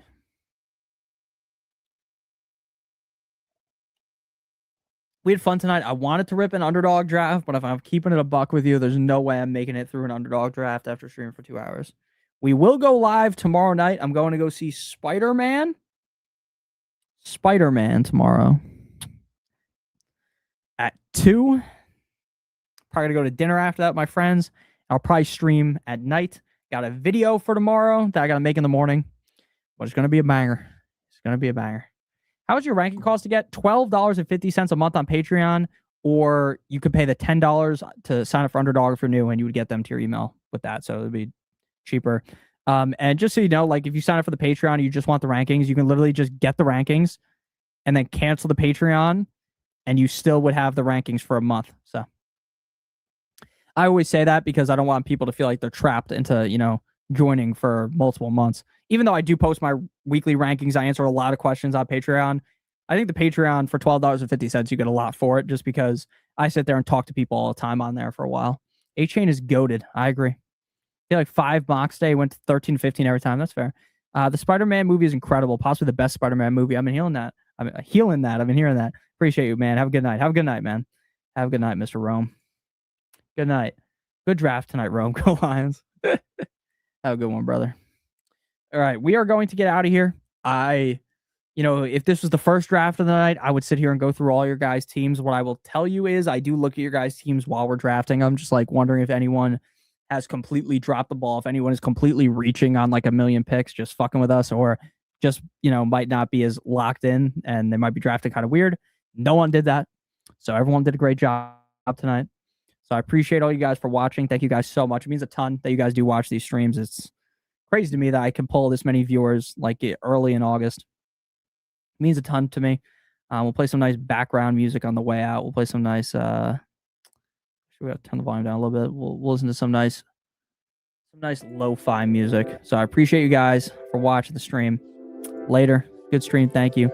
Joy Spider-Man. Thank you. Peace out. Yeah, we're going to fire up stream tomorrow night, I think. Make sure you guys are on the Discord. Yes. I'll link the Discord.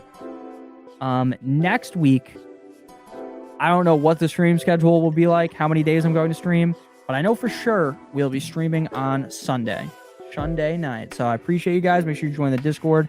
Good night, brother. Good night to you as well. Linked it in here. Have a good night. I appreciate all you guys. Love you long time. And we'll be live tomorrow. Video tomorrow. The video that I'm going to make tomorrow, I'm going to make it in the morning. It's going to be my double hero running back strategy breakdown. I made it last year. It did really well. And that's a strategy that I really like this year. We're going to talk about hero running back strategy also this week in another video. We're going to do a couple rankings videos. And then we're going to do my ultimate draft strategy video, which is going to be a much longer video on Friday. So appreciate you guys. Thank you guys so much for watching. I hope you guys have a great night. And I will see you guys soon. Oh, I wanted to put myself on the big screen. Peace out, everybody. Goodbye. Love you guys.